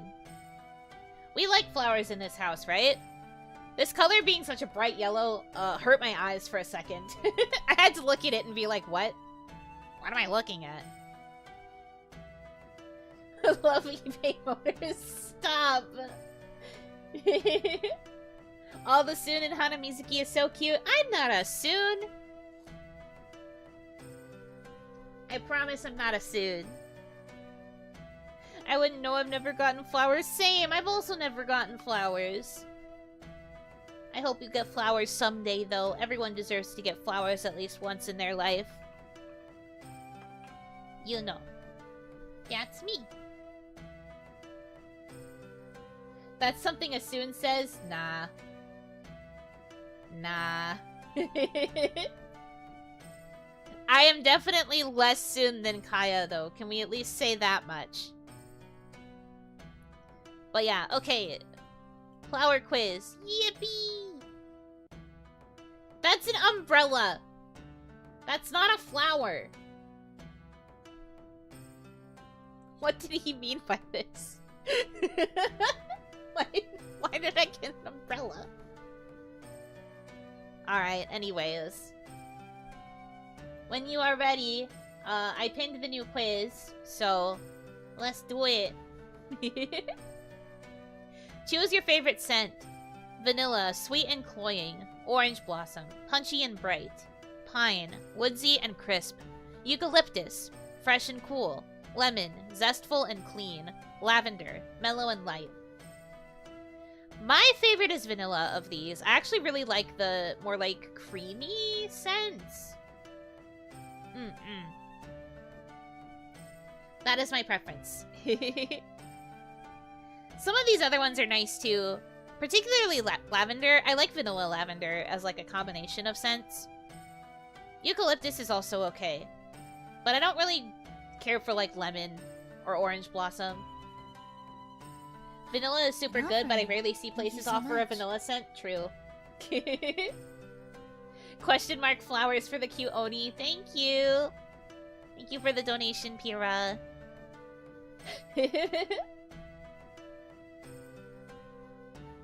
Alright. Next question. Choose a houseplant. If you haven't kept any of these around yourself, that's okay. Take a look online and choose whichever plant looks nicest to you. Golden pothos, snake plant, fiddle leaf fig, spider plant, aloe vera, bonsai tree. Yeah, they only came out as question marks. They don't even show up as like the squares that emojis usually show up as when they can't appear. They're just question marks. I don't know why. Apologies.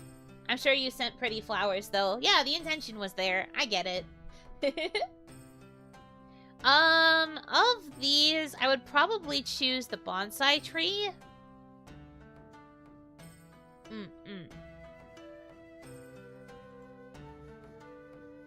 Oh my goodness. I guess this is what they meant by the, 0 to 100. Oh, KJ, thank you for the... thank you for the super chat with the rose attached. Roses. I've never gotten roses. I mean, I already said I've never gotten flowers before in my life, but, like, particularly roses. Alright. Confess. You're safe here and it's a no-judgment zone. I have always been more sad than I've ever been happy, despite having a fairly normal life. It keeps me awake at night. I'm unsure of why so much melancholy reaches the marrow of my bones. I find it easier to shake away the sorrows than everyone else does, but there's a unique guilt that comes along with being able to get back up so easily. I don't feel special to myself or to anyone else, and I wish I did more than I wish most things. I have no real passions. I am merely existing, floating through the passing hours. I feel too boring. I seem pleasant on the surface, but really I've gotten skillful at swallowing my rage, and it bubbles inside of me like my body is a cauldron. I wonder when the hypothetical pot will boil over and my rage will spill out of me and make a mess of everything. I think people worry too much about the wrong things, and I have a hard time understanding the panic all around me. I wonder if that makes me insensitive or too idealistic. Dang, these are really heavy ones.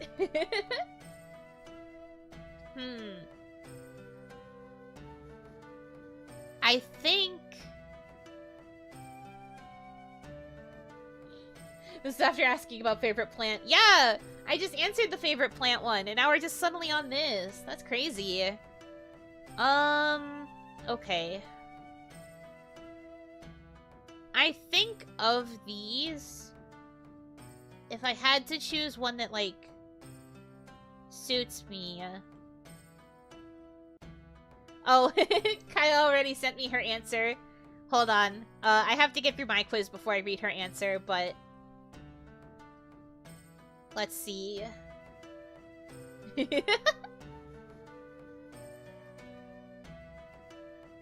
I put orange text on a yellow background for a quiz. This is true. It's so bright. My little eyeballs.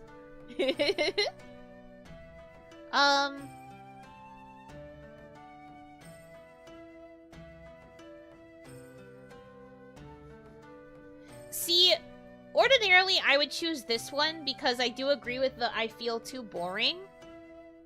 But I don't agree with saying I have no real passions. Because I do have a lot of passions. I do have a lot of things that I really like. But as a person, I just feel too boring. Still not able to donate? What do you mean? The link should be in the description for this one. Not able to donate? That's not good. Oh! Thank you for the 20 gifted memberships! We're gonna be hearing the notification go off for a while. Thank you! Oh my goodness. May the lights guide you back to me. I could choose that one, but I'd be lying by saying I don't have passions when I do have some. Yeah, exactly! It doesn't feel accurate to say it like this. You guys are gonna be hearing about the Oni lights for a while. Thank you to everybody who just got gifted a sub. Or gifted a membership, sorry. Gifted a membership. Welcome to the Oni lights. Oh no, you don't have to apologize. It's okay. I'm honestly very happy. The Oni lights guide you back to me. If you are here and you just got gifted a membership, please make sure to express thanks if you can. And get good use out of those emotes. We do love the Yuno emotes in this house. Twitch confirmed for Yuno. No. May the lights guide you back to me. I feel like gift subs rolls off the tongue better than gifted memberships. I guess I should just say thanks for the gifts, huh? May the Oni lights guide you back. My brain thinks about them as subs though, because they're technically the same thing. But no, I'm not thinking about a Twitch anytime soon. Not for me. I have my hands pretty full with YouTube. In case you couldn't tell by my schedule this week. May the Oni lights guide you back to me. Member gifts? I mean, yeah, I guess so. That still doesn't flow off the tongue very well. There's just something about gift subs. May the Oni lights guide you back Anyways, gifterships. Yes, thanks for the giftership. Guide you back to me. Anyway, thanks for becoming Oni Lights. Thank you very, very much for the gifts. Let's see. Guide you back to me. Would I still don't want to say this, but like I feel like I am too boring. This is the one that resonates with me the most, but I do have passions. I think it's so hard.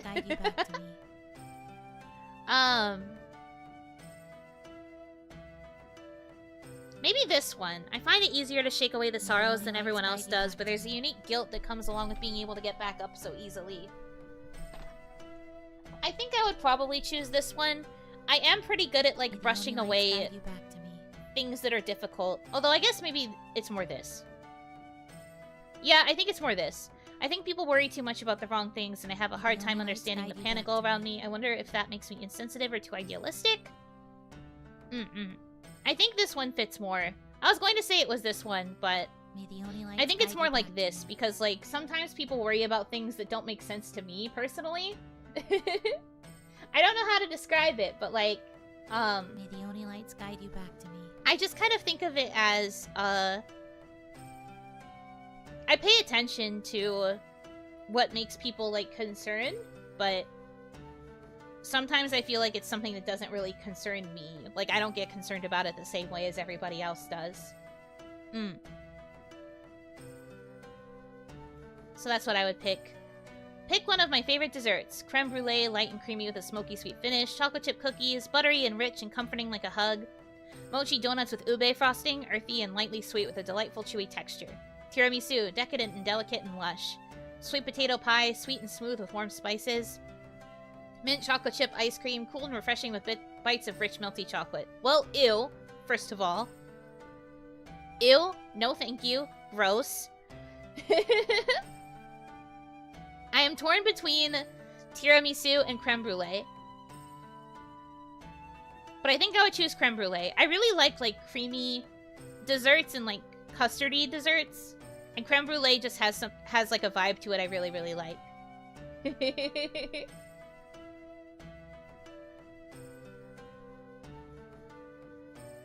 So no mint chocolate for me, but I do quite like creme brulee. Mint chocolate is like a Yuno ice cream. If anything is a Yuno ice cream, it's matcha. You should be going for matcha flavors if you want something that's Yuno core. Yuno is not very minty. Tiramisu is a close second. Same! I also love tiramisu. Tiramisu's delicious. But, like, if I had the choice between tiramisu or creme brulee, I see creme brulee less often on menus, so I would choose creme brulee. But tiramisu is the more common dessert that I would probably get, because it's usually on a menu. But no, I love creme brulee, so I'm going creme brulee. Pick a genre of music you enjoy. Lo-fi, slow and dreamy like staring at the sunset. Rock/metal, bold and bone-rattling like an earthquake. Pop, saturated and uplifting like floating on air. Jazz, crooning and smooth like silk sheets.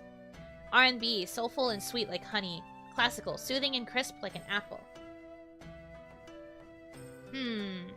I'm between pop and lo-fi. I like both. Where's the city pop option? That would be this.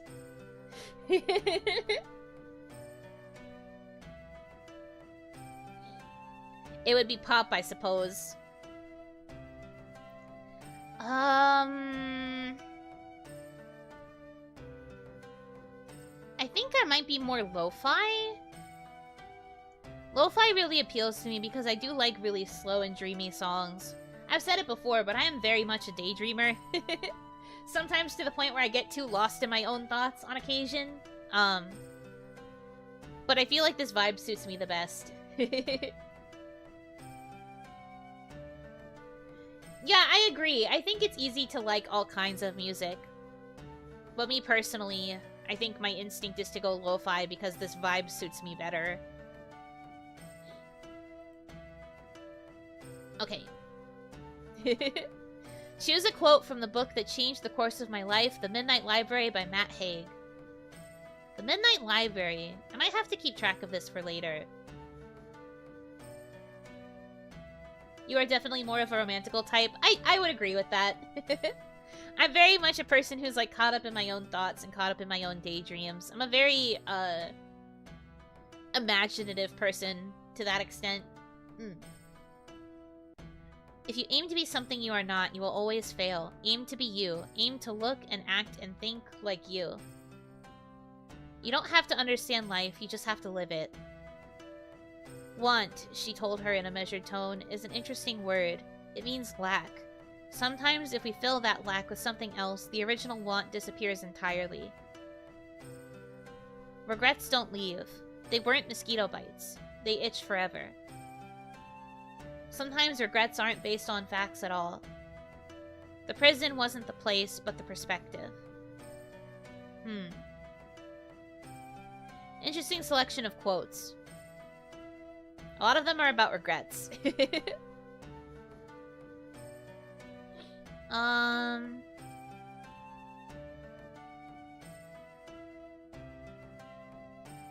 Something about this one kind of resonates with me. Regrets don't leave, they weren't mosquito bites, they itch forever. This one's kind of nice. But I also like this thing about want, because it mentions the lack of something. This quiz seems very autobiographical. I mean, it did say that it's specifically for this person to assign us a flower. It's not supposed to be, more objective. This is, like, very specifically tailored to this person's interest, because they're using that to gauge what kind of flower we would be. So I don't mind that they're asking, like, very niche questions. This is a lot of the kind of quizzes you find on UQuiz, actually. It's, like, very specific niche interests based on the quiz maker.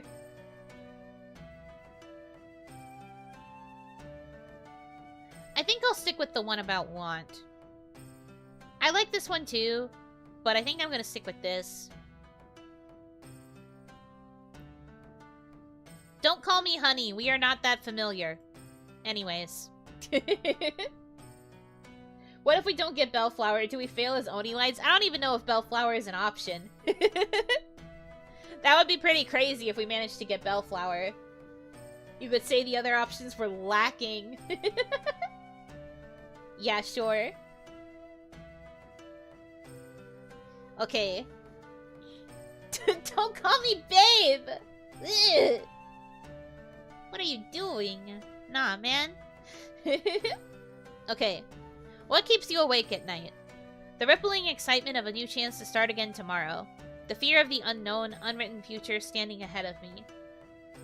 The heavy weight of the oppressive past, staining me like red wine on a white cashmere sweater. Nothing. I'm content to allow today to be today and tomorrow to be tomorrow, free agents in their own right. Overthinking. Give my mind an inch of time to imagine and it will run a mile of circles. Scrolling through my too bright phone, giggling beneath the covers of cat videos and text messages from funny friends. I was going to say, where's the I have insomnia option? Where is the I literally cannot sleep option? Eh. That last one is 100% she. This does feel very she-senpai sometimes.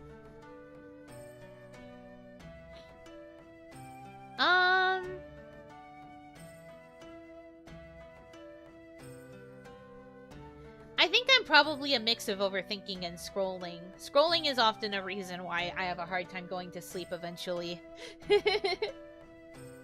But in my head, I'm also thinking that, like, maybe overthinking, because I have a habit of, like, thinking about a very specific daydream in my head, and my hope is that playing out that story in my brain will get me to fall asleep eventually. But sometimes it just leads to me running in circles. So I might go overthinking, but it's more positive than negative.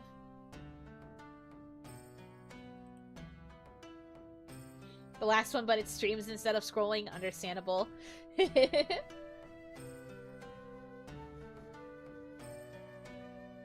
I reread the question, saw it included honey at the end and flinched a little. Yeah. I just omitted it when I read it out loud. She sleeps like Gandalf, I think. Her eyes are open and her thumb moves on her phone. So she sleep scrolls? She-senpai, are you okay?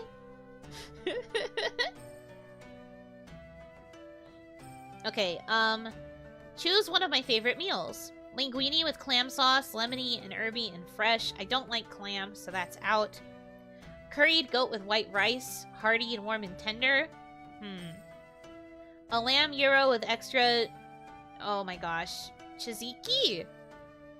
Tzatziki, I think is how you say that. Tzatziki. Sauce. Zesty and toasty and filling. A Greek salad, light and colorful and crisp.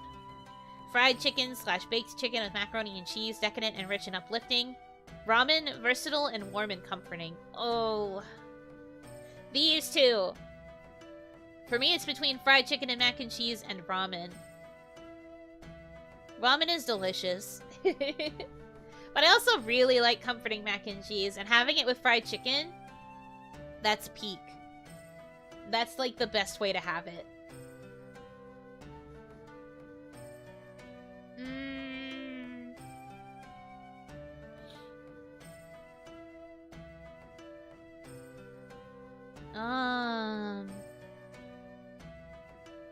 It's pronounced redacted sauce, please. I don't know how to say it, I'm sorry.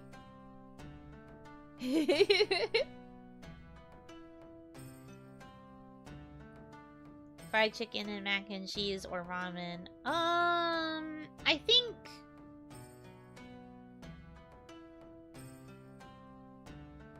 For me, ramen is something I only get occasionally. Like, really good, authentic ramen, I only get it occasionally. This is something I get more often, and, like, more... Or, like, have more often, like, more frequently. But this is, like, a really good, like, comforting treat. The only reason I'm not picking linguine either is because it's clam sauce, and I don't like seafood. So I don't want the clam sauce. But I think I'm gonna go ramen. I am still thinking about the chicken and mac and cheese, though. I do love her. Which one do you like more? Which one do I like more? That's so hard. I like them both equally. But I think I'd go ramen. Choose a fruit. Cherries, peaches, lychee, mangoes, strawberries, or bananas. Peaches. That's easy. That's an instantaneous click for me. I love peaches. Peaches are the best fruit, arguably. Peaches literally are so good. I love peaches. Peaches are yummy. They go into a lot of yummy desserts. I love peaches. Literally the best fruit. I also like bananas a lot too. But if I had to choose between a banana and a peach, I would pick a peach. Okay. Lastly, how do you fall in love? Makes sense that this is the last one. Yuno usually daydreams about what she's gonna eat after stream. Stop! Don't call me out like this. That's messed up. Okay. Loudly and proudly, like no one in the world is around me but me and my person. I run full speed ahead, unknowing of what comes next but wholly willing to give it a try. Quietly but earnestly, with my head and heart fully in it. I avoid love like the plague, and when it finds me, I tiptoe around it until it's safe enough to stick my feet into the water. Slowly and then all at once, I dive head first at the first signs of safety. Carefully, with trepidation, afraid to try, but more afraid to turn away and lose your person forever. I don't, and that's okay.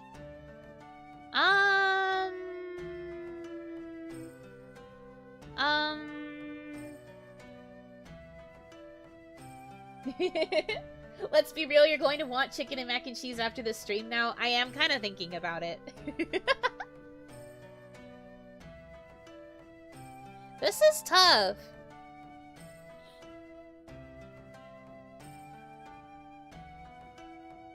I think I'm this.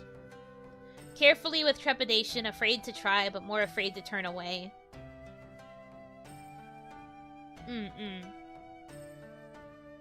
Cause, like, I've been hurt before. Most people have, you know? But, like, I don't necessarily want to, like, turn it away outright either.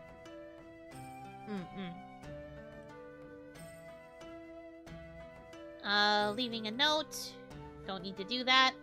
Oh, I got peonies. Cute. Peonies, huh? Shy glances, ballet shoes, classical music, mellow and moving. Baby pink and cream and eggshell blue. A bright green, inviting bed of grass to rest upon and shut your eyes for some time, listening to nothing but God's creations exist around you. A winding river, first love, secrets, peaceful, comfortable silence, manicured fingernails, glossy hair as shiny as glass, the months of March and April, classic literature, violin and piano and cello, encouraging smiles, small but earnest and warm like a crackling fireplace.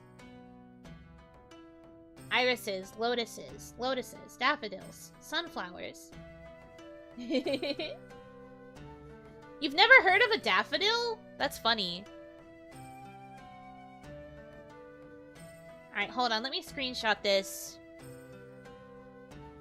I want to be able to send it to Kaya because she sent me hers. Kaya also got daffodils. So for those of you who didn't get daffodils, I'll read what Kaya got. Kaya got gentle, steady hands tucking a lock of hair behind someone's ear. Early springtime mornings, a chilly breeze and pale sunlight trickling through the green leaves swaying overhead, the hair of tall trees. The first kiss of hope after a gloomy winter.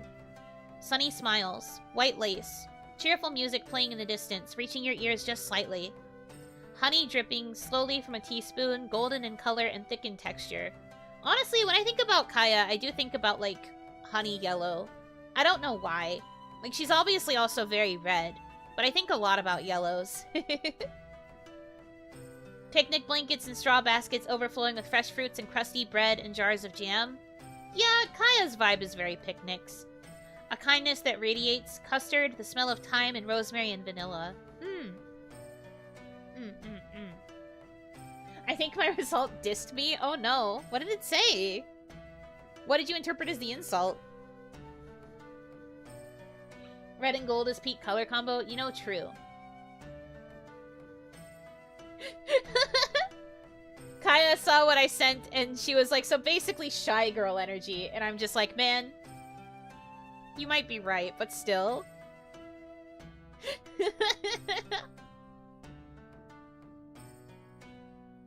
Dang it. Constantly being roasted.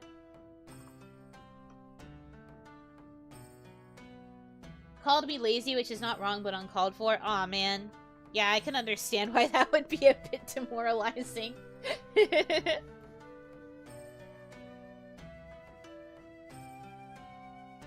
But yeah, Kaya just called me a shy girl.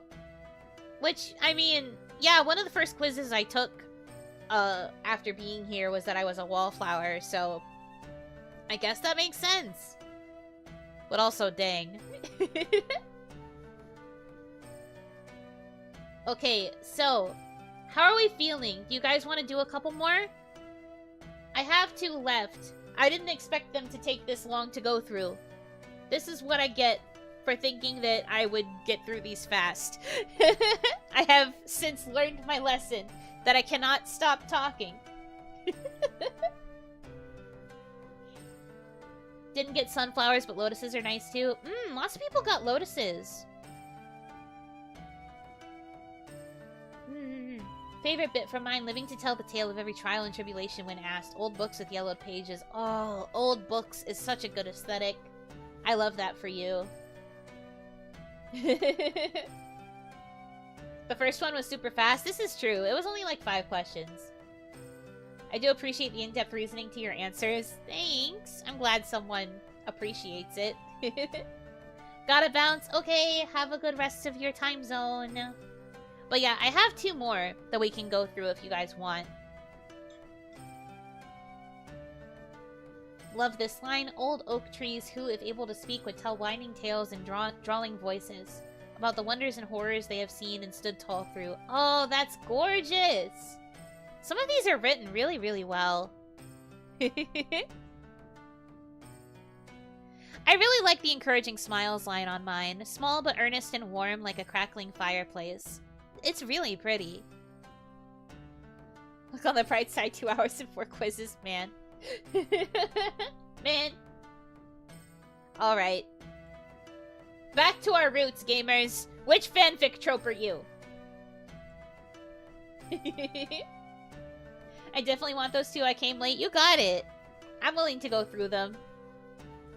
This is more generic fanfic tropes. I'm pretty sure they're not all shipping ones. But we're talking about general fanfic tropes, okay? Okay, do we get it? Do you got it? Let's go. Yuno time. What a weird question to start out with.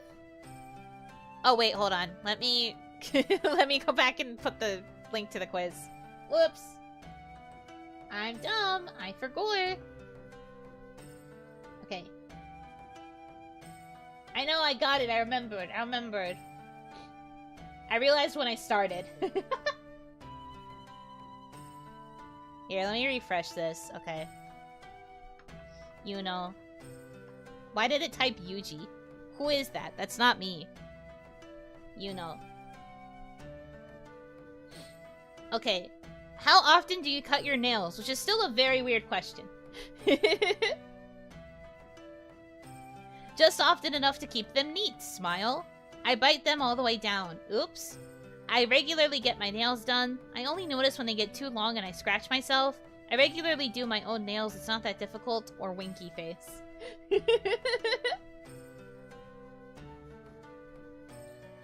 I don't know why the winky face is there either. There's something very mischievous about this. They are up to something. I think the smile on this one is quite ominous too. But yeah, honestly, I am the person who only does it often enough to keep them neat. I don't really care about my nails the way that some, like, other girls do, I think. I don't really do, like, I I don't really get my nails painted. I don't really do, like, manicures or anything like that. I just kind of keep them trimmed and I keep them clean. That's about it.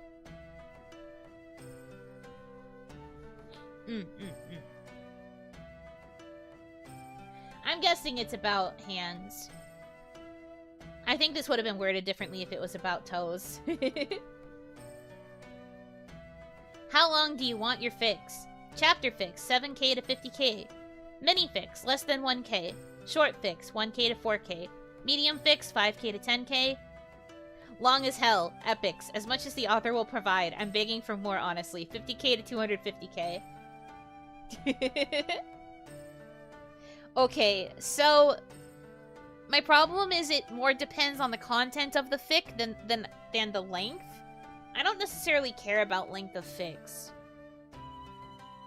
As long as it's completed. I don't really like to dive into a fic that hasn't been updated in a while. That last one sounds like you. I mean, that's true. I do like them that are really long. I would say I usually gravitate towards fics that are medium. I don't often go for a chapter fic unless it's finished. But I think I trend more towards medium, or sometimes I go for long as hell. I want it as long as the Smash Bros fanfic that was the longest written media to exist in human history. That fanfic was insane. If you've never looked it up, or, like, been curious about that fanfic, you really should, because it's crazy. It goes hard.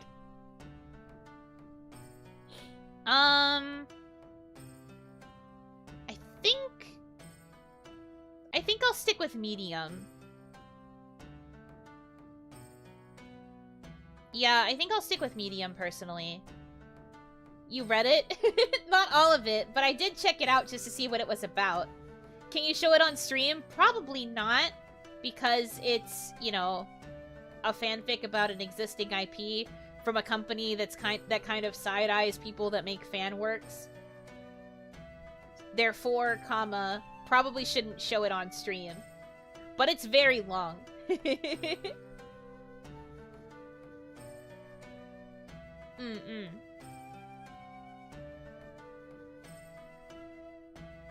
Just know that it's crazy. That's all you need to know about it.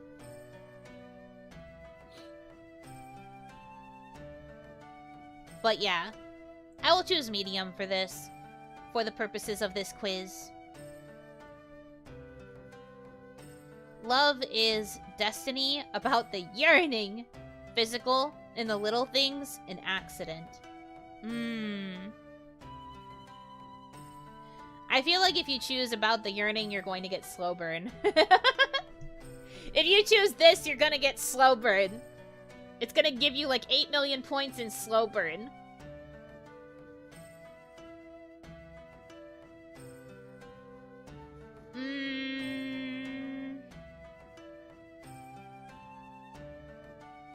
That said, it really is about the yearning. I'm willing to assign myself slow burn. I know the kind of person that I am. It's about the yearning.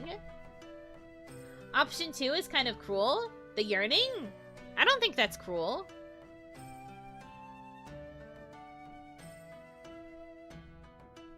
Unless you mean the bottom option of an accident. I think this one's the one that's kind of like, dang. Fruit. Strawberry, tomato, apple, peach, banana. I like that tomato has a period. Did Kaya write this? I think Kaya wrote this. Fruit. Anyway, we all know peach is the best fruit. Peach is the only fruit. Tomato. Yes. Yeah, see, I knew. She'd be like tomato. If the implication of the option is more so unrequited love, I don't think so. I think it's yearning in the sense that they think it's unrequited, but it's actually mutual. Because that's what a slow burn is. A slow burn means that they both love each other, but it takes a very long time to get there. Anyway, I picked Peach. Feel free to pick what you want. Why are you doing this? I'm bored as hell. I'm ready to argue with the answer if it's not 100% accurate. I want to make my friends do it and compare results. Well, I mean, I'm making you guys do it. I freaking love fanfiction. I crave being known. No, that's too real. Dang it. Dang it! Why did they have to see me like this? I want to be known. I want to learn about my personality. I have to know. I demand these quizzes to give me insight into who I am as a person.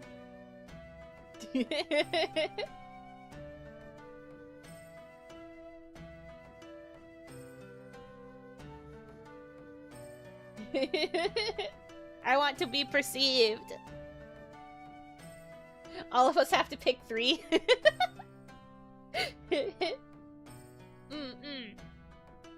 Okay. What do you drive? I know the exact make and model. Something sturdy and useful. Something gorgeous. Dream car. A real piece of crap. Oh, I don't drive. Anyways, I don't drive.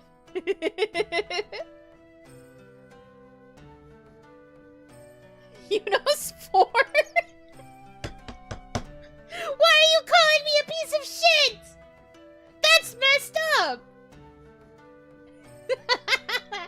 No, it's okay. I know you meant the last one. The timing was just terrible.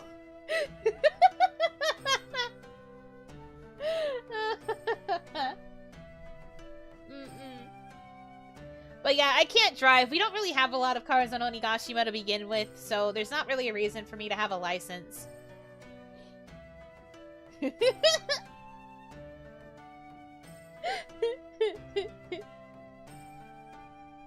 It's okay, I thought it was funny.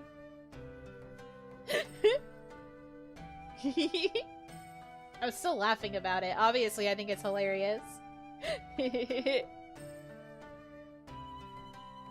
But yeah, I don't have a reason to drive on Onigashima, so I don't. I guess you use the bus and train. I mean, when I visit the human world, yes, I do try to find ways to commute as much as I can. Generally on Onigashima, though, most things are in walking distance, or at the very least, the Oni are willing to make the long trek to wherever they need to go. So we're just kind of used to walking.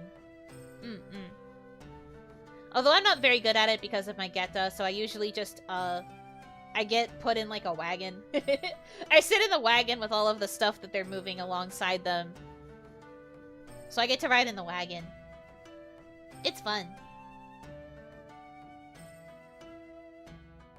That's crazy since you have to take double steps of regular Oni. Shut up! Shut the heck up! That's... Man, even if you're right, man! Okay. Question 7. Duels are... sexy, dangerous, and illegal. About the yearning. Narratively delicious, not that important. You wear a geta, can you prove it?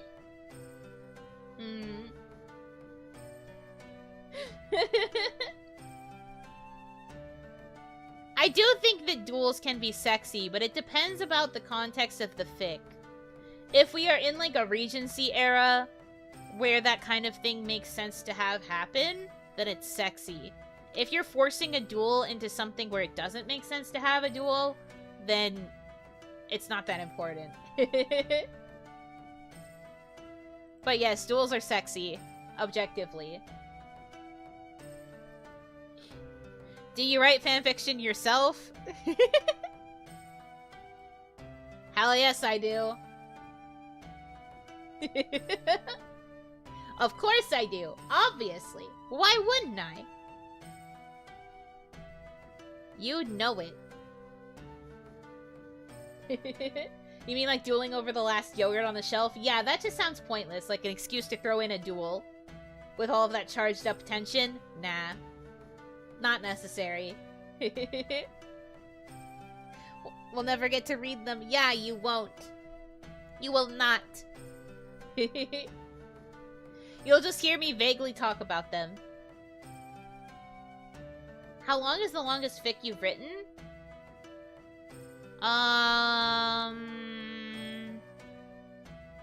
I once wrote a fic in the span of an entire night. Like, I started it at like 8 p.m. and I didn't finish until 9 a.m. the next day. Non-stop writing, basically. Do I remember how long it ended up being? No. But that's the longest. That's the longest length of time I have spent writing, I guess. I hope you were paid. It's a fan fiction, bro. Do you really think you get paid for writing fanfics? What kind of utopia do you think this world is? Nah. And they say the backspace wasn't used even once. That is not true. I backspace pretty often. I catch my own typos and my own mistakes, like, while I type, so I usually just backspace to fix it. Do you want to be paid to write fanfics? No. That's, like, a really messy, thing to have to deal with.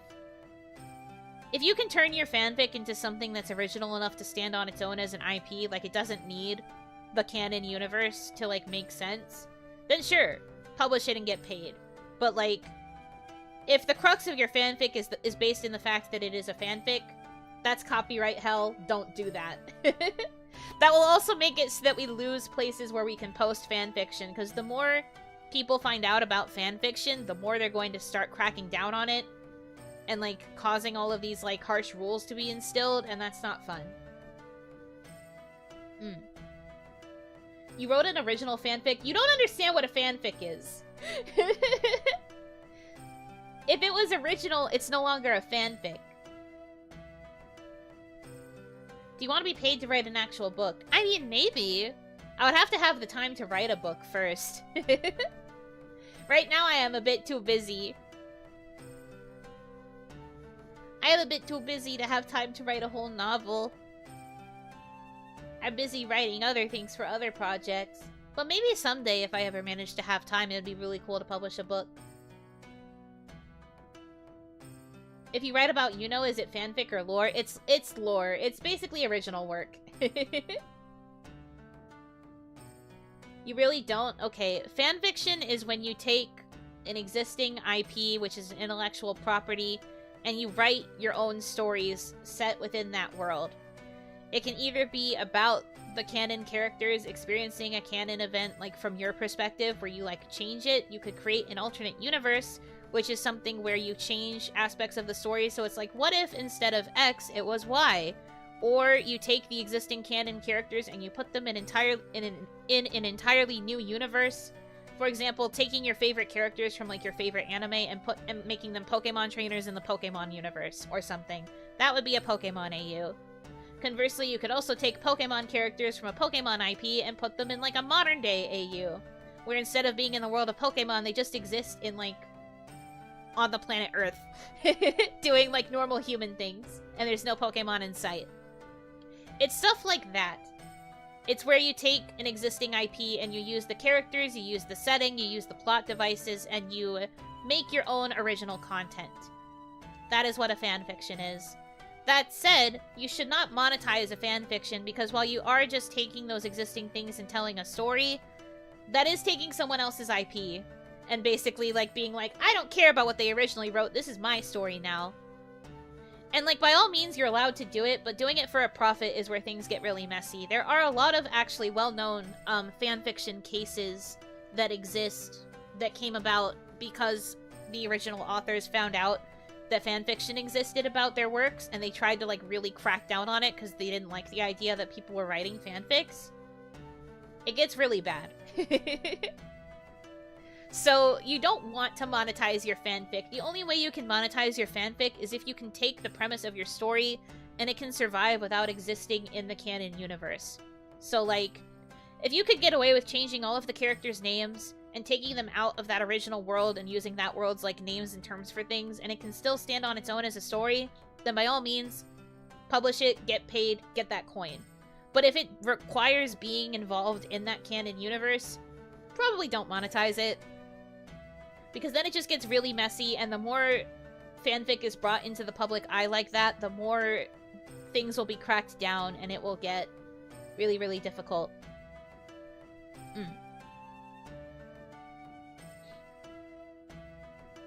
I assume you can try to get permission from the copyright owners? No. If you try to approach an author and be like, hey, I wrote a fanfic where I changed aspects of your story, can I monetize it? They would be like, absolutely not. Fanfiction to becomes its own thing equals Twilight with 50 Shades. Yes, exactly.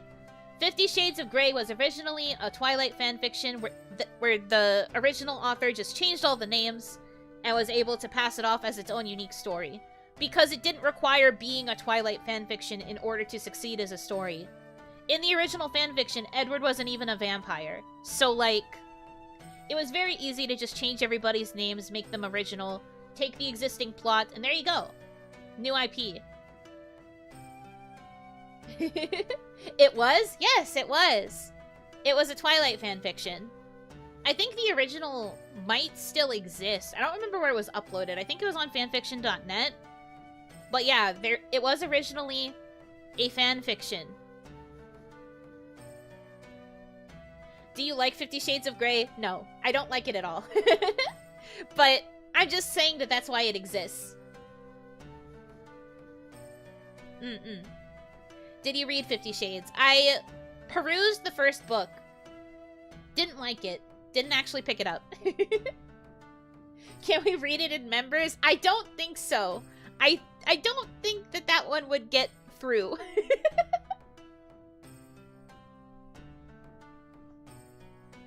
But yeah, I didn't like it, personally. But point is, right? Like, 50 Shades as a story could stand on its own as, like,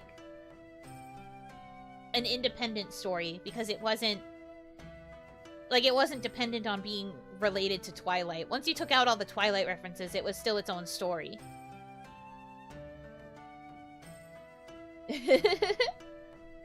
So that's a good example. Yeah, that's also someone else in chat brought up Anne Rice. Anne Rice had a very public stance against fanfiction. That was one of the, like, court cases I was talking about. I don't remember if it actually went to, like, court, but I know she was, like, pressing charges against people who wrote fanfiction. And she tried to take down the fanfiction website where all the fics were originally written. Because she really didn't like that people were taking her IP and were making, like, fan stories around it. Should I do an actual stream dedicated to fanfiction history? Would you guys be interested in that? Because I could do another OniMon that's purely about fanfiction.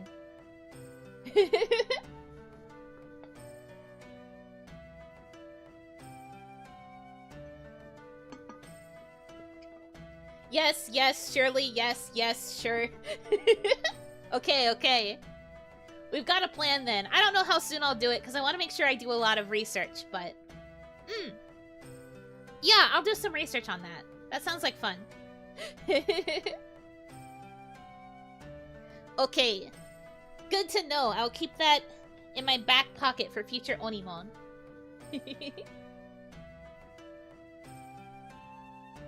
Alright.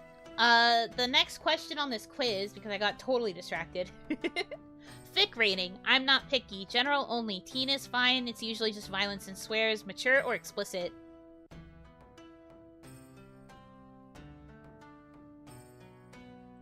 I'm not picky. I will read any fic of any rating if I think that the summary is good.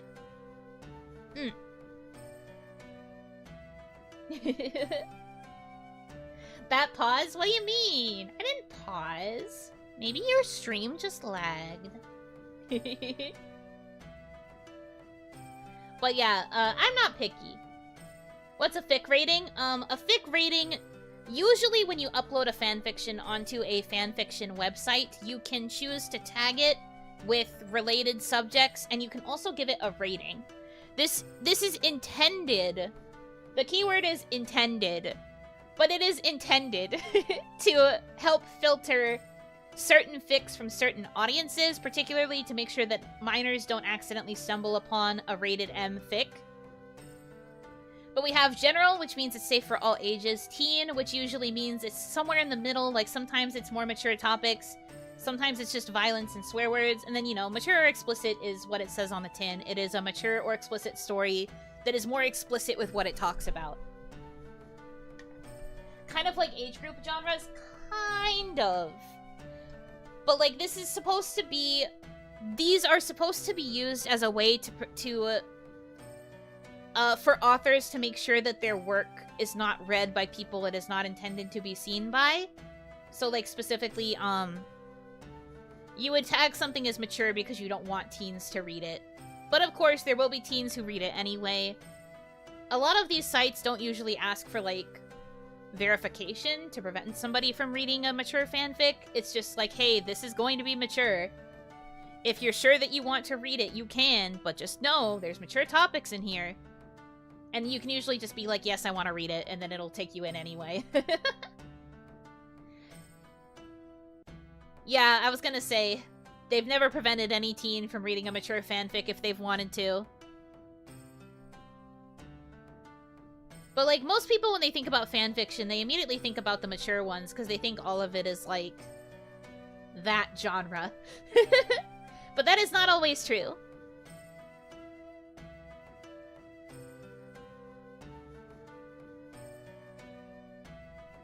Is it possible to make a fanfic based off your lore?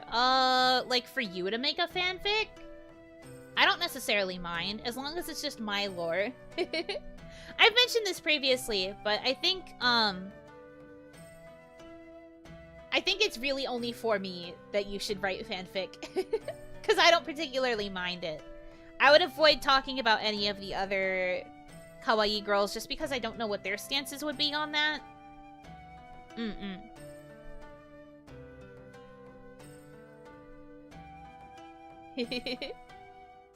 The last question's really hard. Oh boy. Pick a possum? No, they're all so cute. Look at these little creatures. They're so cute. Look at this one. No, that's so cute. Oh, this little striped shirt. Oh, and he's peeking out of the bed sheets. No, these are all so cute. Yeah, I gotta say, I think this guy with the banjo, he's popping off. He's ready to give you his new hit single. I chose banjo instantly. I agree. In this house, we are all banjo. We love this banjo man. I want to listen to the song he's going to play me. Bumble Possum is also kind of cute. I really like the striped shirt. But I think banjo wins. And there was only one bed. You crave that good soft stuff. You know what you want. You go nuts when you see it. Doesn't matter if it's the 1000th time. It's just good stuff. Yeah, that makes sense. For those of you who don't know, there was only one bed is a trope in fanfic where two characters, either who have a mutual crush on one another or who happen to be rivals or just they have some sort of relationship dynamic that is like that, are traveling together and they get stuck in a situation in like a hotel or an inn or just somewhere where there is only one bed available in the living space that they have to stay in for the night. And so they are forced to share a bed. And it leads to the two characters being intimate in some form or another. And then that is usually what causes their relationship to spark. Tooth Rotting Fluff came with a bonus possum. Heck yeah! Got Fluff, got Soulmates AU.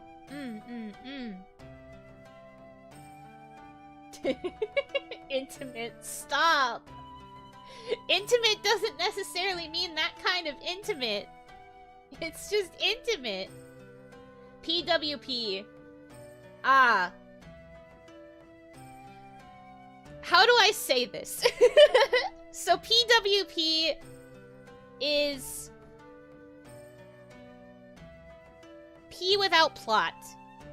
I think you might understand what I mean, but it basically means there is no storyline surrounding it. It just gets right to the action. It just gets right to the spice.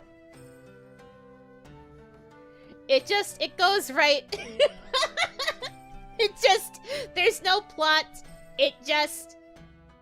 Yeah. Mm-hmm.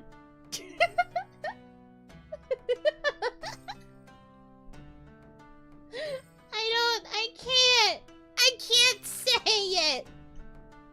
I can't.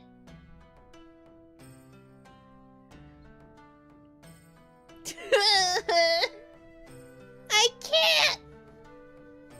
Yeah, right to the intimacy. Right to the action.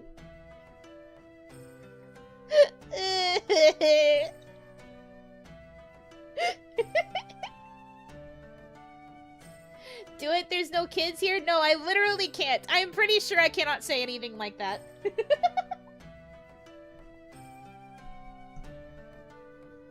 My English is bad. Please explain better. I don't know if I believe you. I think you just want me to say it. I can't, okay? I just can't. Okay.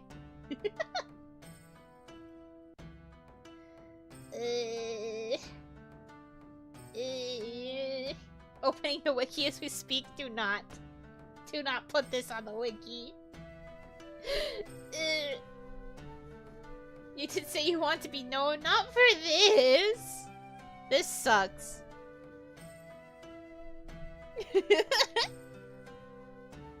You validate parking with the refund? Yes. Yes. We need that I hated your emote ASAP. I need to figure out, like, who to commission, I guess. Like, where to get it. Anyways, this stream's probably going to disappear for a little bit while I handle some stuff. Thank you guys for hanging out anyways. Hope you have a good rest of your time zone. Let me figure out where I'm sending you.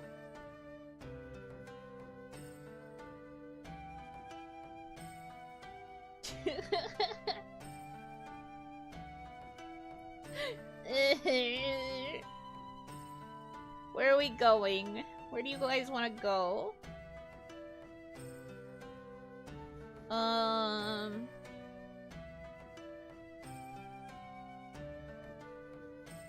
Where do I send you?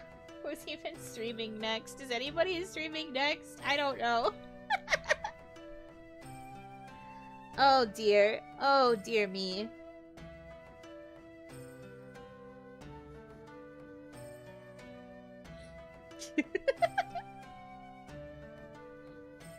Escaping as fast as her little Keta feet will carry her. Oh, Ron is, but she's doing members only. Okay, so I can't send you over there then, because I don't think I have the power to do that.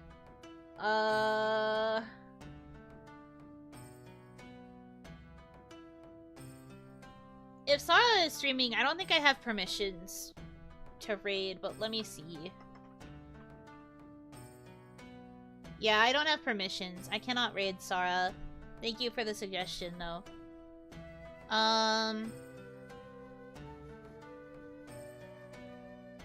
Let's do...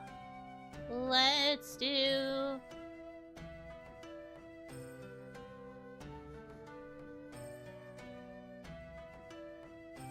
go to Yaya. Yaya's celebrating monetization.